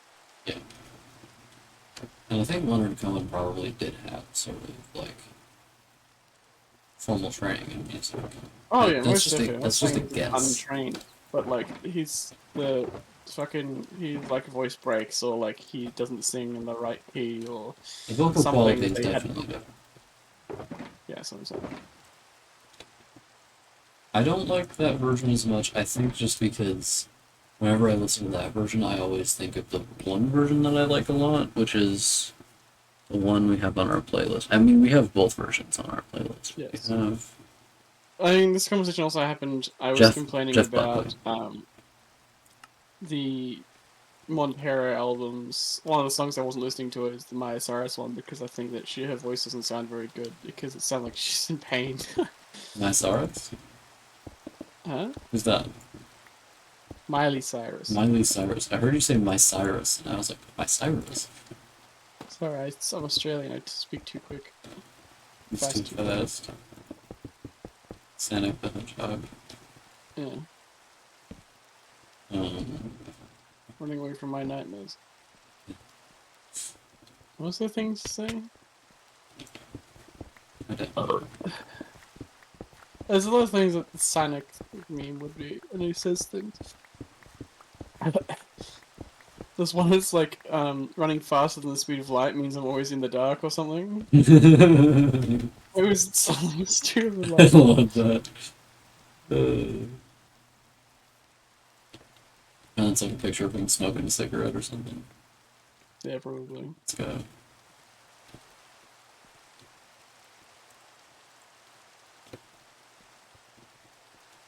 But yes, I don't like when a pop song just basically steals another song. Like, you know how many covers of, so Kiss sold the rights, or like the IP rights to all their songs because they're not making music anymore. And they're just like, alright, we're done. Yeah. Because they're old men. They didn't need it, so they're like, whatever. But immediately as they did, there's so many covers of fucking I Was Made for Loving You and like a bunch of other songs immediately came out within like 24 hours. I'm like, why? People have like already had this in the bag. There's a pop song that comes on that's like, it's the I'm Blue Dabba Dee Da Die, but it's like I'm having a good time and feeling alright or some shit. It's like, it's exactly the same song, but they just changed the lyrics. I'm like, how is this legal? There'll be songs like Land Down Under by Men at Work, where there's like a flute that plays for like a few seconds at the start of the song, and they got sued for that. But I don't know how these other people aren't getting sued for like just making the entire song again but changing the lyrics, or like, you know, using the exact same Wait, the stuff. guys It's in confusing. the guys with Land Down Under got sued. Yes, Men at Work got sued for the song Land Down Under because it plays a flute at the very start of it. It'd be funny if it was just like a random flute and they were like, we just really don't like this flute. No.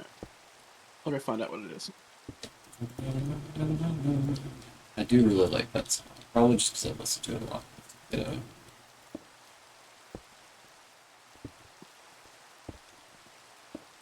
It's also funny because if it was about a third world country, I think it would feel really racist. It is something that was funny that happened. Wait, what are you talking about? Land Down Under. I think if it was about a third world country, it would feel kind of racist, I mean, it is. It's by Australia. which is not a third world country. Well, I mean, I don't know why would it be racist? Down under. That's just, it's the Southern Hemisphere. I'm not talking about. Well, Down Under in America, at least, specifically refers to Australia. Yeah. Well, you could say the same thing as, I forgot how it goes. Okay. Hypothetically. Kookaburra, a song owned by Larkin Music, is... They took legal action against the songwriters, which they were like, blah, blah, blah, blah, blah. Because it was a child's song, the flute song is from... So it's like, it was barely even a song. Oh. They're like, But the my thing son is, Jim trolled They out this fought thing. for so many years. And then in like 2010? 2009, they got sued. Huh. But then at 2010... But in 2010, they exploded. There was a certain year that they were like, alright, because the song is an Australian classic, they like recanted the lawsuit. Because they were like, alright, you know, this is kind of shitty that we're doing this. Is it a classic in Australia? Yeah, it's like a... What's it called? Oh, people in Australia like it. I didn't know that. Yeah, everyone loves the song. Why wouldn't they? I did not know that. Is it by It's like- Australians? It's by Americans, isn't it? Huh? Is the song by an American or an Australian? Like, is Men at Work? Men at Work is an Australian band It's- formed in Melbourne. I didn't know Yeah. that. Huh. Couldn't you tell by the way they looked? I've never seen a picture of them.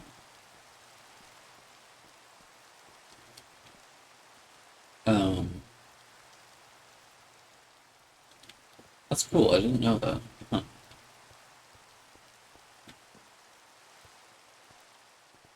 There you go. You're telling me there's not another Australian man that is anyone that looks less Australian than that? Are his eyes going in very different directions? uh. He's looking forward. I do find that kind of funny about human eyes, where like if you catch like any given person like looking forward in the wrong way, they will look like their eyes are just wandering off into other dimensions. Yes. Men at Work is a Australian song, and it is a like good song. We like that song. It's not like Born in the USA where people are like, "Ah, I love this song. It's so patriotic," but it's like, man, what?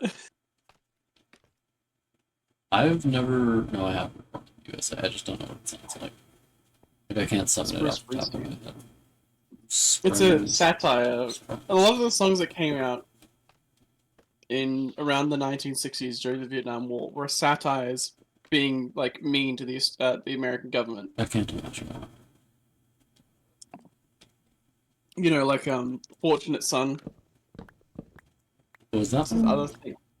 That's the I know what that is, but I just didn't know that that was the implication of it.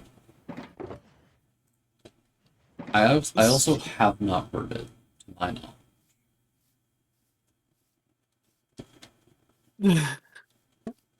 But music history and like a bunch of like stuff like this is very interesting to me. So I know a lot of it and like a lot of like Yeah. lyrics and things. whereas I know nothing. Brain small. It's Pianist. so Fortunate Son Well, literally has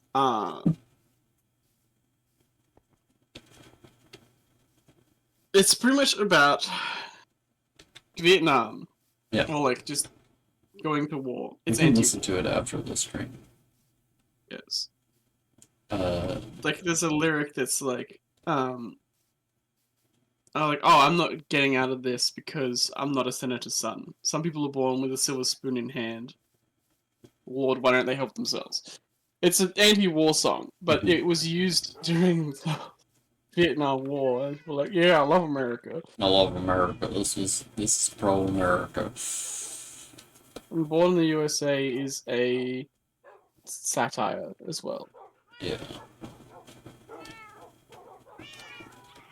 Bard, would you like to come and examine my work so far if you're not busy? Wait, what are you doing? Farming trees. My Okay. poor axe is turning to rust. Just like me in that way. Turning into rust. Yeah. And I'm also your poor axe. You are my poor axe. Yeah. Oh no, our money. You buy too many battle pass. Isn't your Overwatch Battle Pass coming out? Ooh.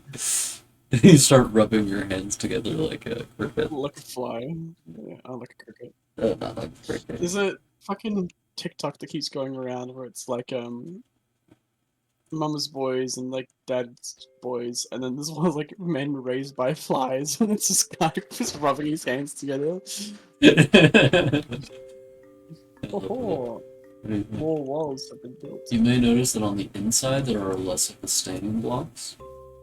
Oh, it's because they are clean. It's because I am so smart. My brain's so large. Smart.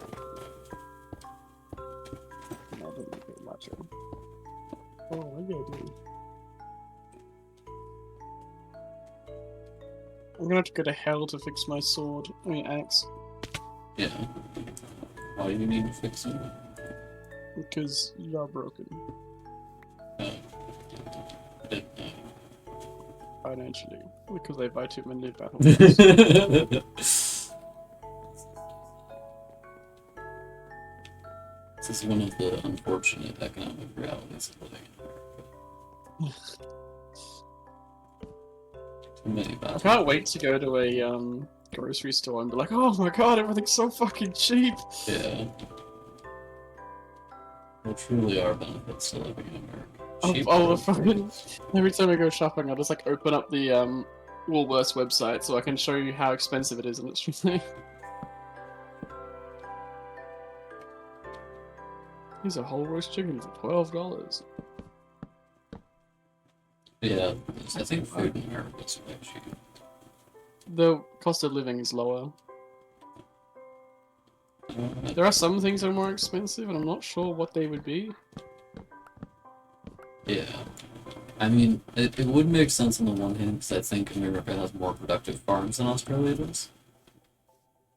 Um, it's not because of food being expensive, because of the lack of it. Everything is self-sufficient mostly. Like when we Okay. had COVID lockdowns and like when the Nullarbor closes and a bunch of places like that because like there's too much weather or the tracks have been flooded or something with the trains and shit can't get in. You can still live off the land, everything's fine. Yeah. Just like random shit that you'd expect, like, oh, there's no more fucking lemon scented dish soap because it's not being built. That's like these like random things will go missing. Oh no, all the wax candles are gone. My lemon scented dish soap.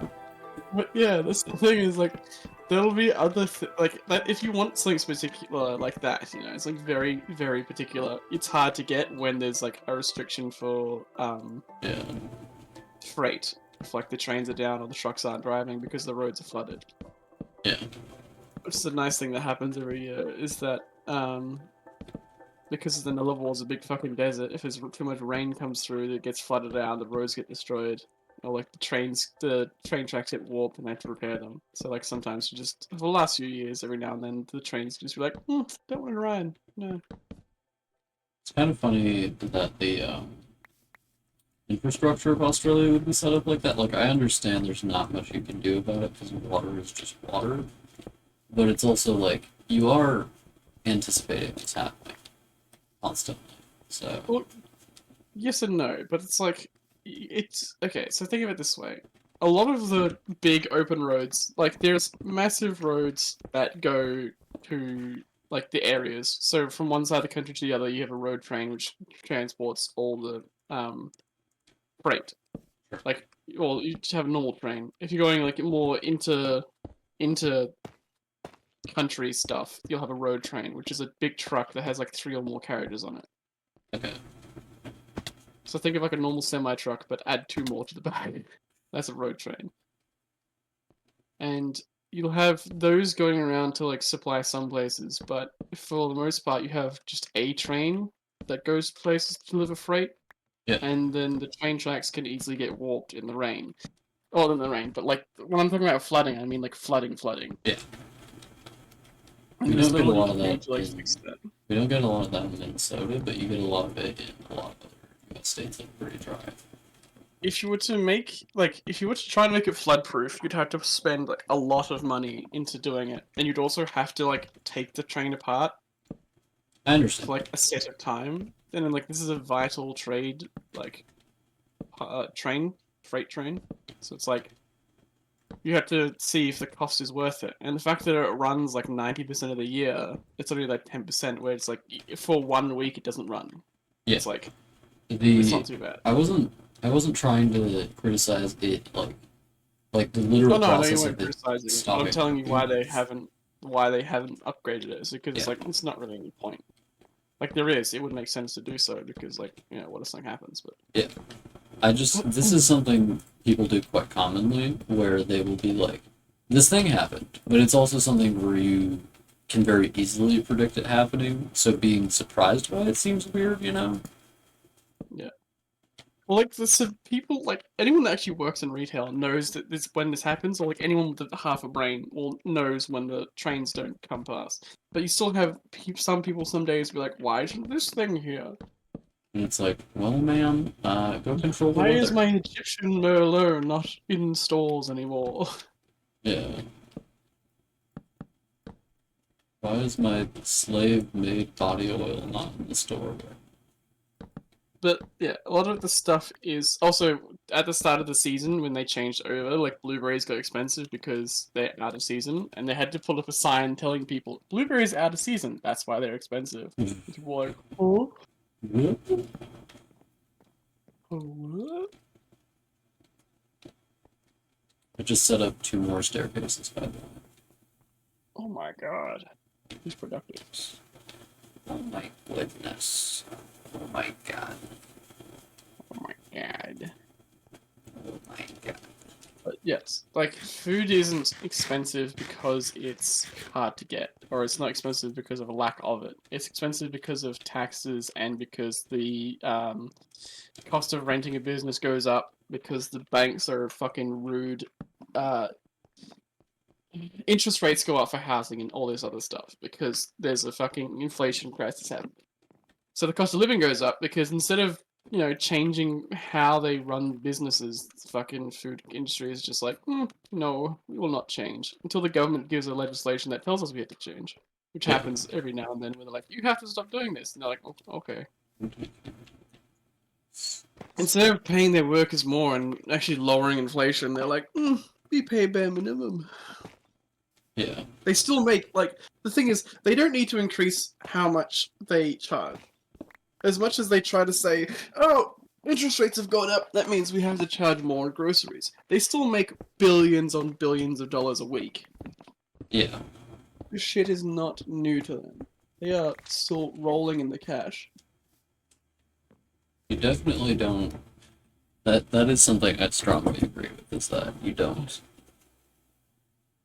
You're like objectively not having a problem. If it's like the profit margin, I mean, in the sense of how business works, it's a problem. In the real world, it is not an actual real problem. Well, the thing is, it's not actually a problem even for the business. The business is still growing, it's still doing great. Even if you were to increase wages by like $5 a person, you'd still make billions of dollars. The problem is people that invest in businesses have sway over them, and they can threaten them by saying, "We're gonna take our money back if you don't fucking, increase how much money we make a year." So like these investors hound people to do stuff. They hound them to change wages and like cut people back.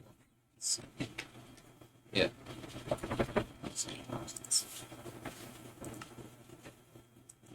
Sorry, I was just going to check something in the world. New fantastic point of view. There was a thing that was happening at Woolworths, I think, where Not Woolworths. it would go in this cycle where people would have Vicious cycle. I drink a lot of water. I piss a lot of pee. A vicious cycle. I'm reading. So people would have, they would have someone that runs the like budgets for wages and stuff, and like controls all that stuff. And then they would start making money. Everything's going great, and then investors would ask for more money, and then that guy would get hounded to work harder. Wages get cut, or like wages get changed, and then the investors still like they ask the workers for like to work more hours, or like to work less hours, or some weird shit like that. And then the company fires the guy that they just hired after like a few years or a few months, or they change around the company. And they get someone new in, and that new person changes how things work, and then the company makes more money, and then the investors ask for more money, and then it's like it's like literally a steep decline in the stocks. You can see happens over and over again. It's because stockholders get more greedy and greedy and greedy. This seems like a stable business model. Yeah, it's like the business model is stable, but like they just keep asking for more money, and it's like stop doing that. Yeah.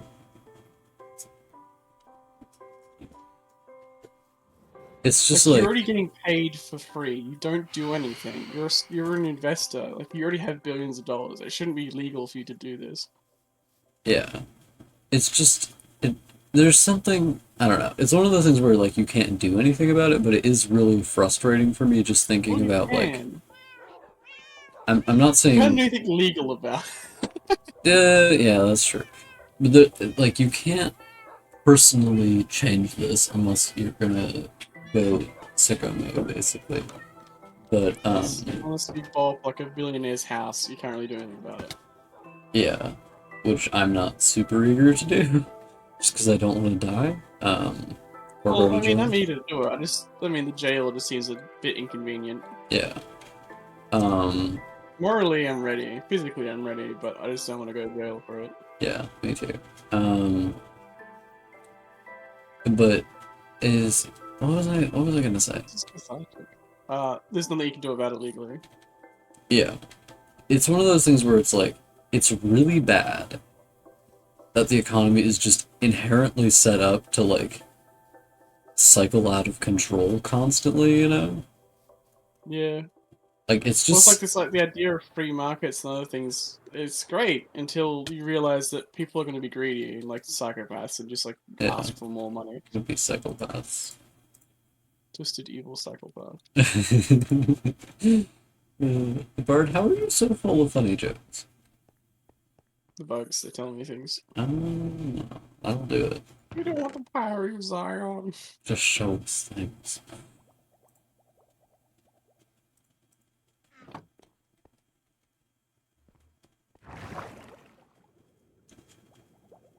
I think our base here is probably one of the cooler bases I could even possibly imagine having.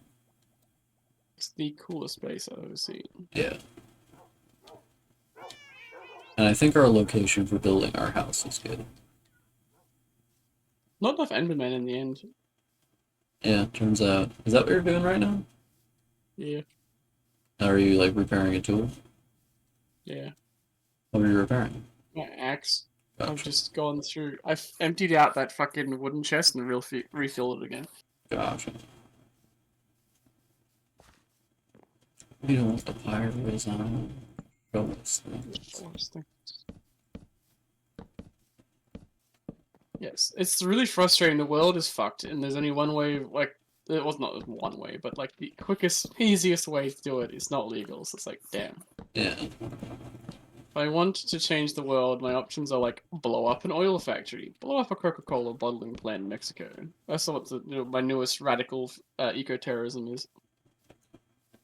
Yeah. I recently watched something on the. I already knew about this place before, but there's a bottling plant in Mexico that is basically stealing all the water from them.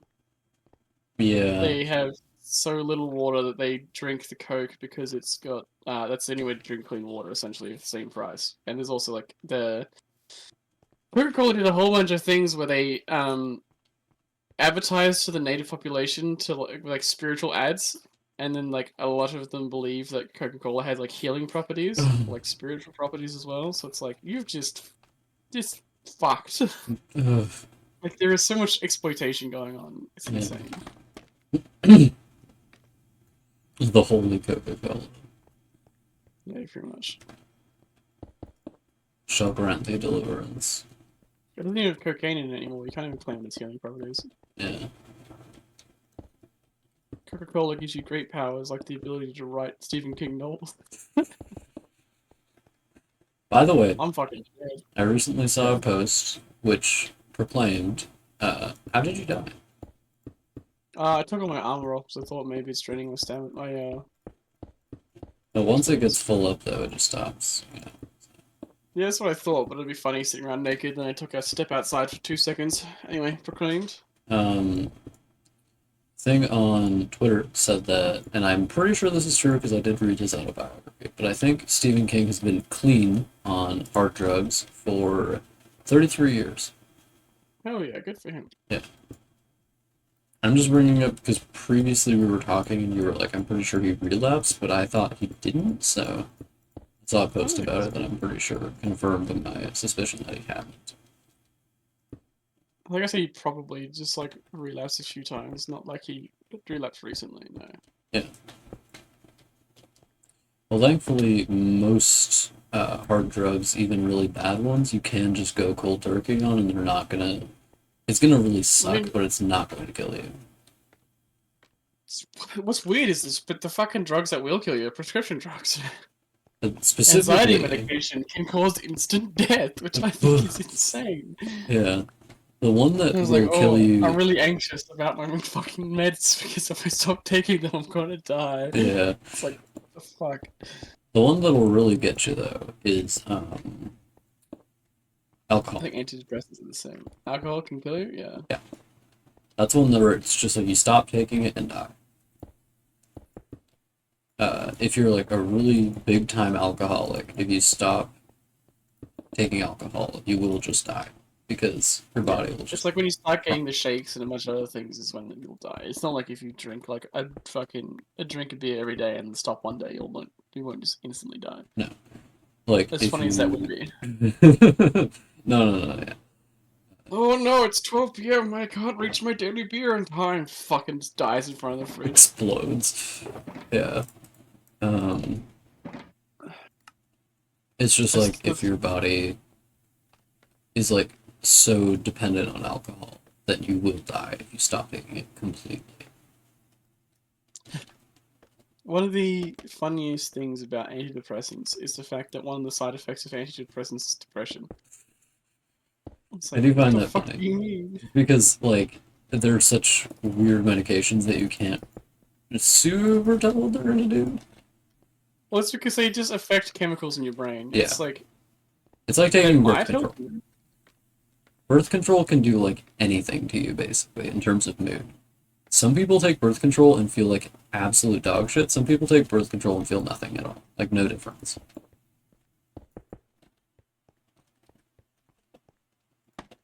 And I don't know the percentage of people who take birth control and they're like, I'm gonna kill myself, and the percentage of people who take birth control and are like, this, and I can't tell the difference at all. I know for my mom, there's just like no difference at all. But I've known other people where they were like, I'd started taking birth control and I was like, I hate everything. I'm always mad. What's going on? I reckon you could treat it with a lot of things though. I reckon you could give someone like fucking epilepsy. What? If you give someone any kind of medication and say this might affect you psychologically, they'll like phantomly have those symptoms. Yeah, there's a lot of symptoms where your body can just expect to have it, so you suddenly get it. Yeah. Some of those strange ones like that, like phantom pregnancy. What? You can like your brain can hallucinate the fact that it thinks that you're pregnant when you're not. Oh, weird. Is that You like can also have the if you opposite expect where to be you pregnant? yeah, it's like you think you're pregnant but you're not. Like you have like a bunch of symptoms like start feeling sick and then Oh a yeah. bunch of other things. Like your body can even like go through changes as well, like you are pregnant. You can also have the opposite effect where you're very adamantly you're not pregnant, but you very much are. So your body's just like, I guess I'm not. That is funny to me. That your body can just be like, well, if you say so. I understand why there's a lot of mysticism surrounding pregnancy because that shit is fucking wild. Yeah, it is pretty wild. You would think the whole reason why like more people exist would be very simple, or like understood at this point. Yeah. I mean, hormones are one of those things, I mean, very heavily involved in pregnancy, obviously. And the hormones are one of the things that doctors, I think, generally don't understand super well because they're very complicated. Well, they do so many things. Yeah. They do like everything in your body. Like one hormone can do just absolutely crazy things to your entire body. Like the way that estrogen and progesterone cycling in people for periods can change them pretty intense, and that's just like two hormones doing their thing. Also, the like estrogen can like weaken your bones. I remember one of my trans man friends was telling me it's like estrogen is a poison. Yeah, it'll make you explode. Uh, God. it is like It is funny weird to that me. hormones do so much, you know? Yeah. It's funny to me when like the side effects for estrogen are like, oh, these are actually like health problems that you can get if you're transitioning to a woman. Yeah. But like the side effects for testosterone are like literally the things that you want. Like You become weight more gain, hair gain, you powerful. just become more powerful. Everything is better. Yeah, that is kind of funny. Uh, given that my testosterone levels have always been like pretty good for me, I've never well, I mean that's true for most guys, where you don't have to go into the doctor to get your testosterone checked up on because like Yeah, you always just like like feel good 90%. about It's it. one of those things that fucking alpha male people are like, oh, my testosterone levels are high. I'm like, that could actually be a bad thing. Yeah. If the amount of testosterone you have in your body is probably the amount of testosterone your body wants to have, so don't worry about Also, if you want to have more testosterone, just live a healthier lifestyle. Like it. If you want to having a lower feel body like you fat have more ratio. testosterone, then yeah. Yeah. And there are some like you mentioned with like having a lot of body fat can make you have more testosterone. It can make you have less testosterone. I wonder why that is. Do you know why that is? But no, more body fat means you have more testosterone. Less body fat has more testosterone Yeah. Do you know why that because is? body fat metabolizes estrogen, Okay. Because you're like wait, progesterone. So if your That's body how you get. so what do you mean it metabolizes as estrogen? Let me find this out.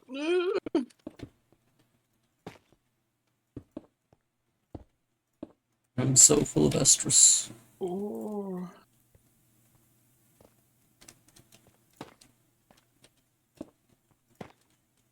It must.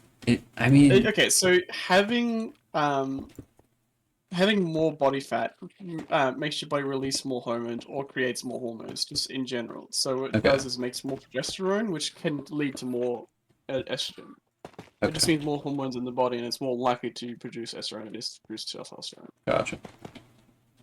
Probably because That's your why body's you get already like at its like gynecomastia and like testosterone high blood count. stuff like that. Yeah, I'm guessing that's because your body's already like at its testosterone cap, so it like keeps making hormones, and it's like, well, I can't make more testosterone, so I'm just gonna make estrogen. Yeah, it's wild. Which is the same thing that happens if you start injecting testosterone, which is one of the reasons that like I don't find it productive to worry about my testosterone, is that if you start injecting testosterone, it can actually make you develop breasts, for instance, because Yes. if your body has too much Spoiler, it testosterone in happens. it, your body's like, I gotta get rid of this because it's gonna hurt me, so it'll just turn it into estrogen. One of those fun things about biology. This is also something that comes up in Fight Club, by the way. If you've ever read. Oh, Yeah. Wait, and how well do you know the plot of Fight Club? I've seen the movie. Um, so you know at the beginning he's going to a testicular cancer support group. Yes. One of the characters in that is a guy who has like breasts because he did like a lot of testosterone shots and stuff like that when he was younger Oh, and a like model basically. yeah. Uh, and that's actually how I learned that. You can see it in like roid boys where they'll have like fucking huge titties. It's like if you stop growing muscles, those are gonna turn right My into fucking. They're massive gonna start lactating. breasts. Yeah.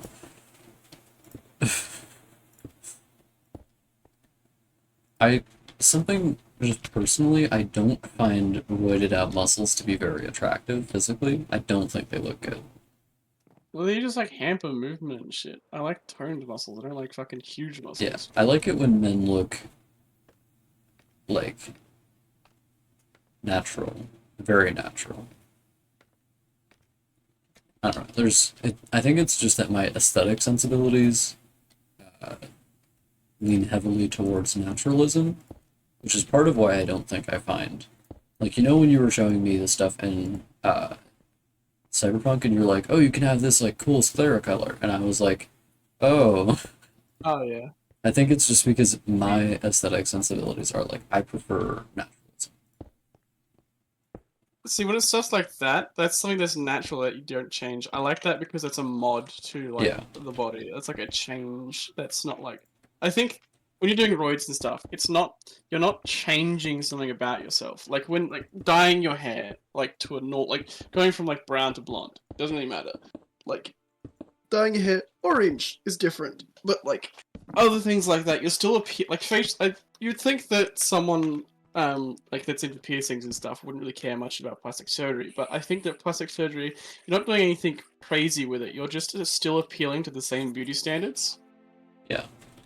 And I think that's still like that's like a societal thing is the bad thing. It's just like trying to put yourself into a pigeonhole. You're trying to chisel yourself into being a certain way rather than like a body modification is just like I agree that a lot of an plastic surgery is expression done of for that. self through like changing. It's not the same as like you're trying to become something you're not. Yeah. Doing a body modification is improving yourself who you are.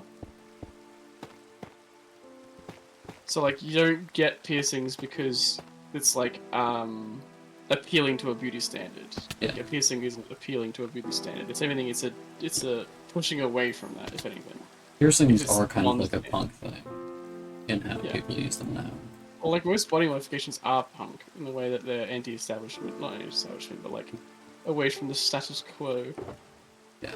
It will never be normal as much as you see it in like cyberpunk and stuff, where people are like kitted out with weird stuff. It will never be normal for people to have stuff like that. When Yeah. you get when you get like prosthetics and things like that and other things, they will always look like normal arms and things. So I really like it when someone has like a robot arm that doesn't look like a human hand. It's pretty cool. Yeah.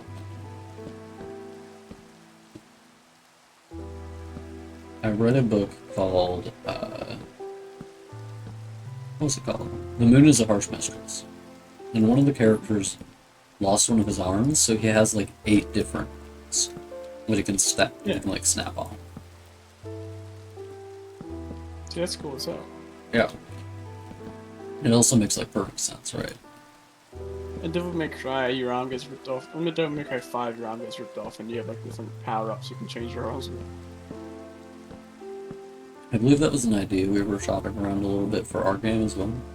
Like being able to like get your arm surgically removed and then get prosthetics to replace it. Yes.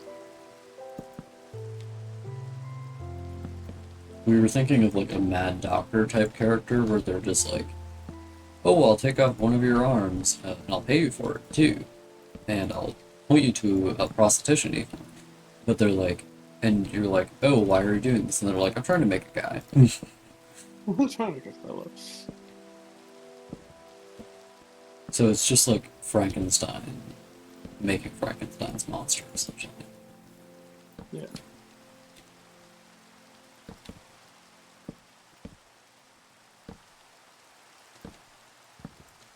I think it would be really cool if, like, you gave them a limb and then you can actually, like, see their Frankenstein monster. That'd be pretty sick. I set up another walkway, by the way. Let's see it. This one's higher than the other one significantly. But this, when I set up the pathways that you can actually walk around on this, it feels way better than just like looking at it.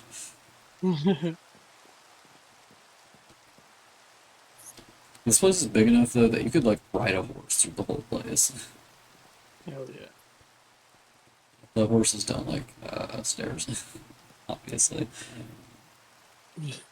Horses Fun love stairs. fact. Horses in the nature wild. You can get a cow to walk upstairs, but you usually can't get a cow to walk downstairs, as far as I know. So, They're stupid. because they're not very smart. So I knew of a group of teenagers who, for their prank, their like senior prank before they leave school, they led a cow up onto the second floor of their school. And this is like a very rural school, obviously, and they had to basically smash part of the wall out and get a crane to get the cow out. At that point, I would just build a little house for the cow At upstairs. that and point, just- that's the cow's house. Maybe it's just why you should have elevators in your building. Yeah, got an elevator. What's this The elevator for? Oh, is that for disabled students? No, it's to get the cows out. What do you cow. mean? And that is a good point. Is that elevators are very convenient for disabled students. Exactly. I don't tend to think about that a lot because usually, even if there is an elevator available, I will always take the stairs for the exercise. But Oh yes, I always just take the stairs, the escalator, because it's just also too awkward to sit around wait for a fucking elevator, and plus my legs work, so I might as well use the fucking stairs. yeah, I like the feeling of going upstairs actually. Depends on the building. In like a hospital or somewhere where there's like usually many floors, it's like okay, well the elevator is there for a reason. Yeah. I think the most floors I've ever gone up in one sitting was actually this one time I decided, for no reason, to just go from the bottom floor of a building downtown to the top floor, and it was like 14 stories. So I did that. That's a lot of stories. I did that twice, maybe 3 times. And it did have me very red in the face by the end. Actually, I realized that uh, it's not really a hospital that I think I've been up and down the most. It's probably a hotel. Huh. Yeah, for me, hospital is pretty obvious because I did volunteer at well, it wasn't a hospital, but like a patient care type area, you know? That's too close enough to hospital. Yeah. It serves kind of the same purpose as a hospital. Hospital is just where you do like surgeries and stuff like that. And it wasn't a Like Jesus. surgeries place. Surgeries are very interesting. I've never seen footage of a surgery to my knowledge. I remember I had this weird argument with my dad one time where I don't know how this came up, but we were talking about, you know how trans women get like surgeries to like turn, I think he brought it up actually, which is pretty surprising, but he was saying that he saw like a video of how the process of a, no, it might have been me because I think I saw it on Twitter, but it was like a video explaining the process of a trans woman, like just like a 3D model basically animation of how they like rearrange the organs to turn it into a vagina kind of. Oh, I was expecting FFS, but yeah. Um, And I was just like mentioned that to my dad. He's like, "Oh yeah, I saw like a video of it. It's just like, so gross, and I'm so disgusted by it." And I'm like, "But," I have questions. and Is he that doesn't. because it's to do with genitals, or is that to do with because it's surgery in general? I think it's just because it has to do with the genitals, and not because my dad has gotten a surgery. He got a surgery for his meniscus, and that is a very small surgery and very like non-physically altering compared to like getting a vagina in, you know. But You got one of those too. yeah, well, it's a Just for fun. 2 for 1 deal. Uppies. Um, he Uppies. sorry. Look down. Uppies. I just pick you up with my long arms. I Um, didn't see the stairs behind me.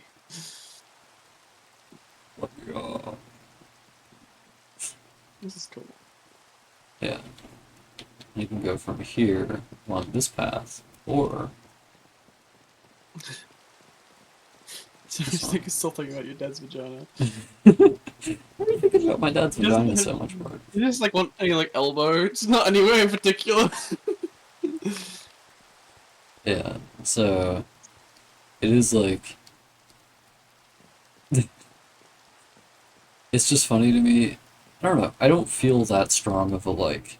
Some people seem to have like a really, really bad reaction to like even thinking about like any harm coming to their dick, and I don't really have that like extremely strong reaction.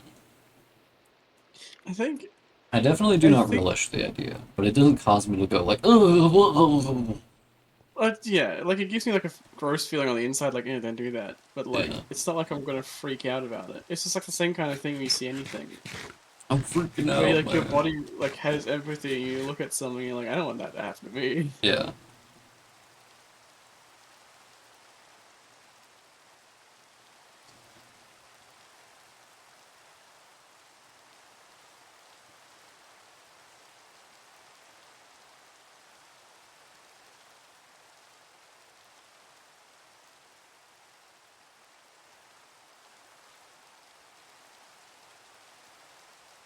Had thoughts. Yeah, right on. You're like had to being the main word there. Yeah, operative word was had. Yeah. You've been had. Oh, Uh, oh. Fun fact, while I was moving all the debris out of my car to put it in the trash earlier, I did indeed cut my finger. Oh no. Very small Swollen cut. up. It was surprising though, because I like looked down at my hand at one point and I was like, why is there blood on my hand? Oh. That's the thing where you like. I wonder if your dad just feels that about any kind of surgery, or if it's just because it's a trans surgery as well. I don't think it's specifically because it's a trans surgery. I think it's because it has to do with a dick. Because he might, I think he's just one of those guys where like he thinks about any harm coming to his penis and it just makes him like extremely uncomfortable. Well, he should be worried about that. It's gonna happen. I have a mallet. Bard, Big wooden mallet. I'm gonna smack him on the PP with oh, flatten it Sean, against the table. you've been a very naughty boy. What did you got the penis flattener out just for you? It's true.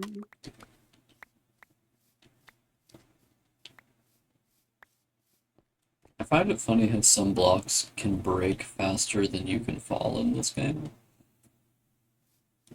Yeah, Like when you're breaking scaffolding, you can break it so fast that you take fall damage because it breaks faster than you can fall. same with netherite and not netherite, netherrack. Yeah. Netherite pick. I think it's just because the falling speed is weirdly slow in this game. Mm. I wish there was more things to help with building, like meninges. Meninges? Yeah. Sorry, I'm thinking about meniscus. Oh, that's different. Meninges. No, sorry, I'm thinking about the mesentery. Oh, Oh, I remember there was an organ that you didn't know existed. the mesentery is. Yeah. I was telling you about it, and you're like, "That's not real." I'm always saying this. And then you learned it in anatomy, and you're like, "Oh fuck, it is real. Oh my god.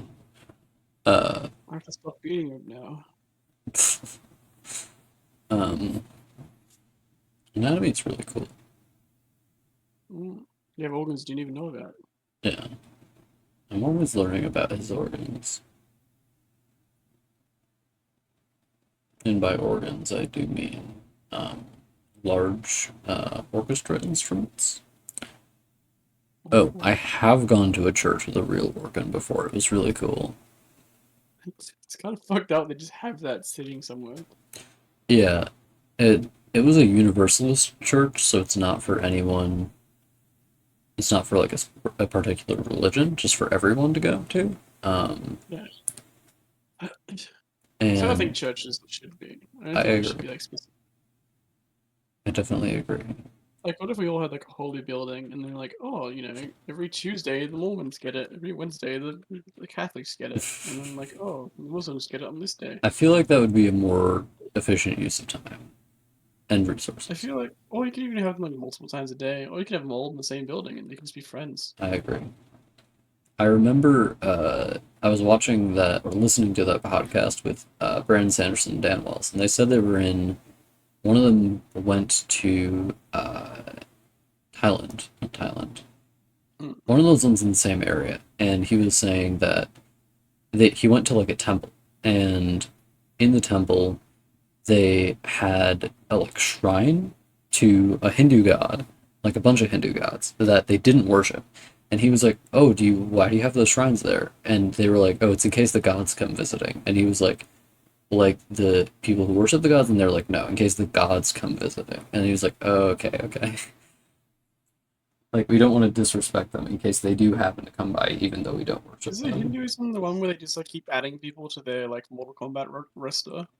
Yeah. Yeah. I think that's pretty cool. The Like they have Hindu, Jesus and like other ones. yeah, the Hindu religion, it really does not care about like, oh, this is the end of the religion. I think it's just capable of expanding infinitely. I think My it's like mom, Neologian was like the religions that people used to have beforehand. Before like there was standardized religions, everyone pretty much had their own personal god that they would yeah, pray to. that's true. Not like everyone has their own Jesus. It's like people would have their own understanding of religion, and you'd be like, ah, I believe in this, and then someone would be like, oh, you have a nice god, goodbye, and they God would just like damn hang it, out with their Nietzsche. own god. Yeah. And there's very little that would change between that. People would just accept that there's to have different interpretations of how things work, and that was just fine. There would have like arguments would happen, but it's not like there was like a whole scale war until like there was something to to like standardize To get the mad stuff. about, yeah. Yeah, and I think that's how the world should be. Everyone should just accept that everyone has their own god. You know, Yeah. let the pagans do their own thing. Let the Norse people have their own thing. Also, I fucking hate white supremacists ruin everything. Every time I see a Nordic symbol somewhere, I can't think, oh, that's some Scandinavian guy having a great time. I have to question, is this guy racist? I hate that too. It's like, why do you have to? This is probably what the Buddhists felt when the fucking Nazis stole the swastika. Yeah. Or, like, made it, I guess. But it's not the My same thing. yeah. My ex-boyfriend had a like Norse rune as one of his profile pictures for a bit and actually got him banned because they thought it was referencing Hitler. Uh Mm. when and it just happened to coincide with him like putting a quote in his thing that he wasn't aware was something Hitler said. And he was like, oh Accidental no. Nazi. I know, right? And I was like, is you trying to say something about you here, buddy? But he got How many banned times for do you think that. you can get away with being an accidental before they start questioning you? Probably one maximum. Yeah. I think you can only get away with being an accidental Nazi once before it's like, well, it can only be that much of an accident. Oh, that reminds me of someone else in the server we used to hang out with.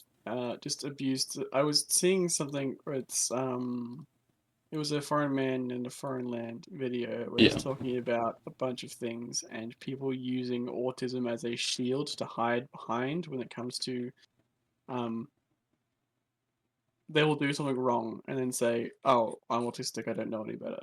But I'm too they're stupid. not.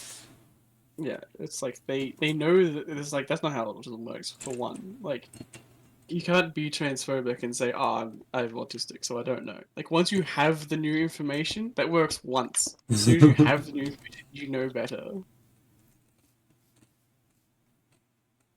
It's kind of self-infantilizing. Yeah, exactly. It's because it's just taking advantage of like people's perceptions of your like not condition, but where you exist. Is autism a disorder? I don't think it really is a disorder. I don't. I think it depends on the degree of autism. Yeah.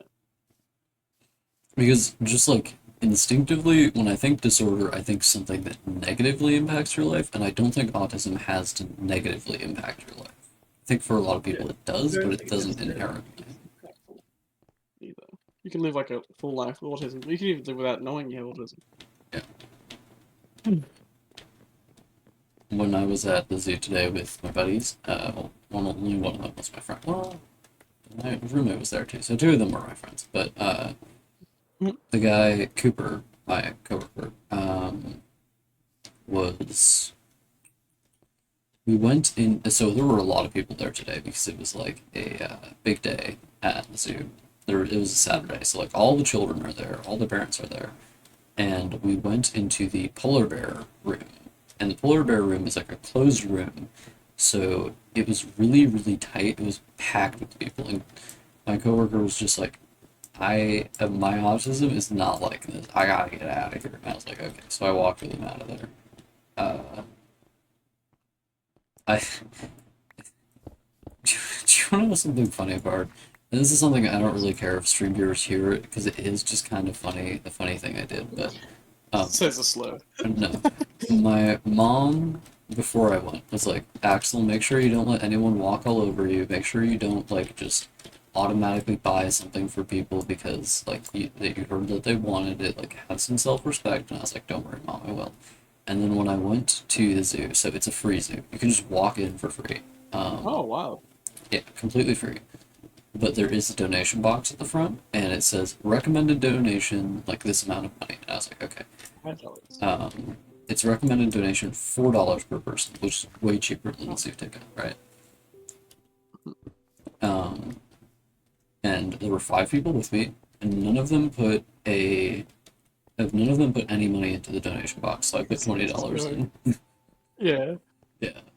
So I did do exactly the opposite of what my mom said, but it was donating to a zoo, so That's not that bad. yeah, It's not even walking over you. That's just you doing the right thing. yeah,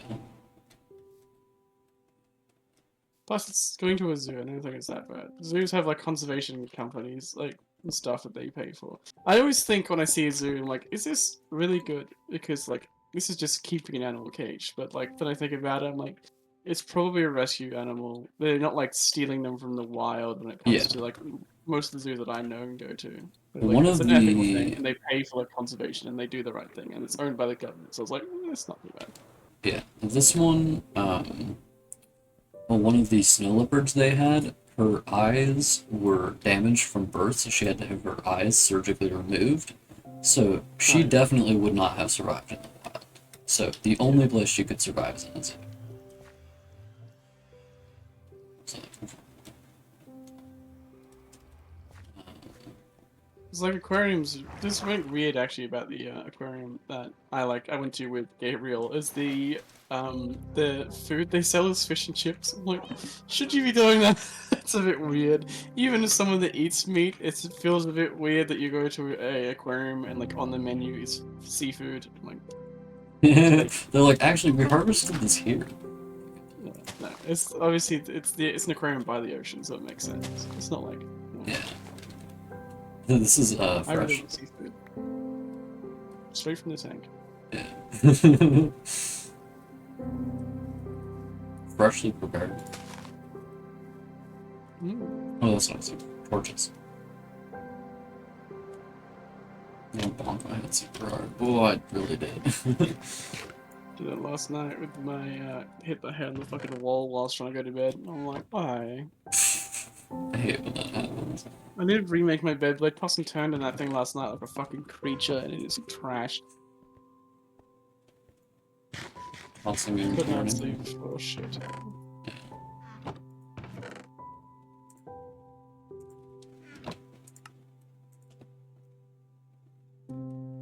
I need a hero. I'm holding out for a hero to the end of the line. You gotta be fast, and you gotta be strong, and you gotta be fresh from the fire. I need a hero. Oh, how many people think about the ethics of the things that they do? Sorry? How many people do you think of the ethics when they do things? I'm willing to bet all people do it, but probably not that frequently. Like to the point where if something is like at the store, I saw some things. It's like, oh look, here's a thing of banana bread, but they had individually packaged. Like everything had plastic in it. I'm like, I'm not buying that. Oh god, yeah, I hate that. Unfortunately, sometimes you just really do not have options about it, which bothers me a lot.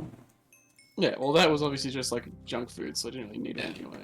I think banana bread is junk. You don't eat the banana bread. I mean, the banana bread made from a store is junk food, not fucking homemade.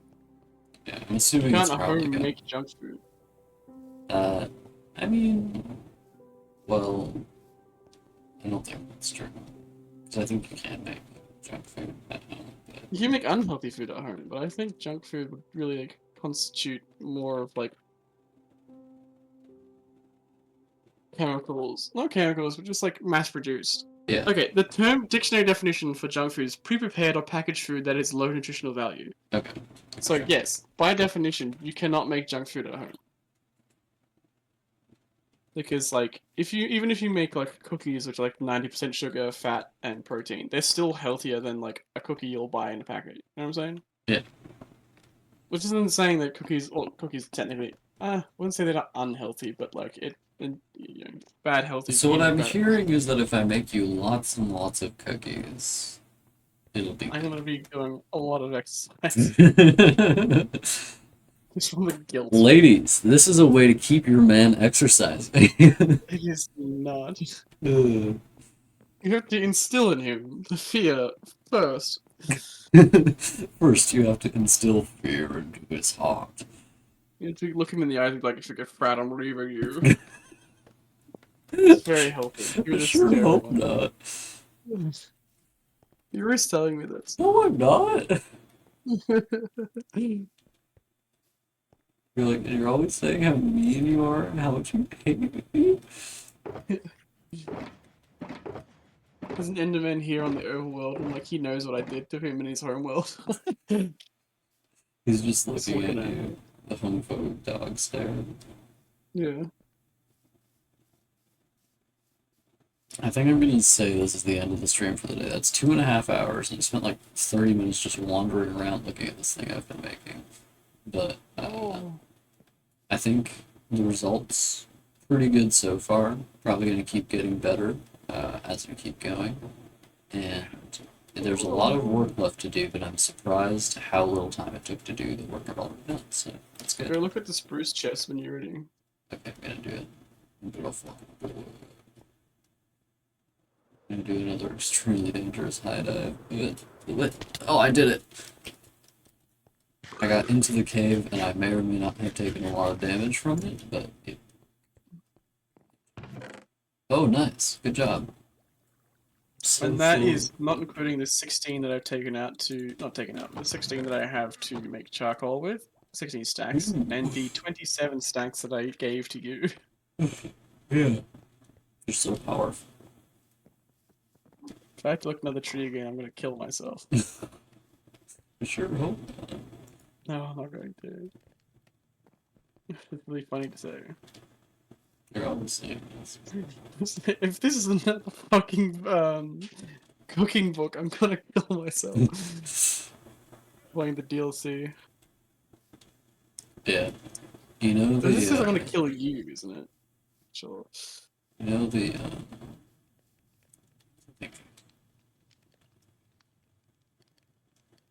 Huh? I was thinking of something. Oh, darn, I forgot. I forgot. I think the faster my brain works, the more likely it is I'm going to forget something when I'm like thinking of something I want to say. Yeah. My brain doesn't work. Except for when I go up and just work at you in Minecraft. Is it working? Oh, it's back. He's throwing it back. Oh my god. I'm sitting in here so it renders so that we get proper stuff. Gotcha. Alright, I'm gonna head out. Alright, that's the end of the game, gamers. I'll see you tomorrow. Probably not tomorrow. I'll see you later.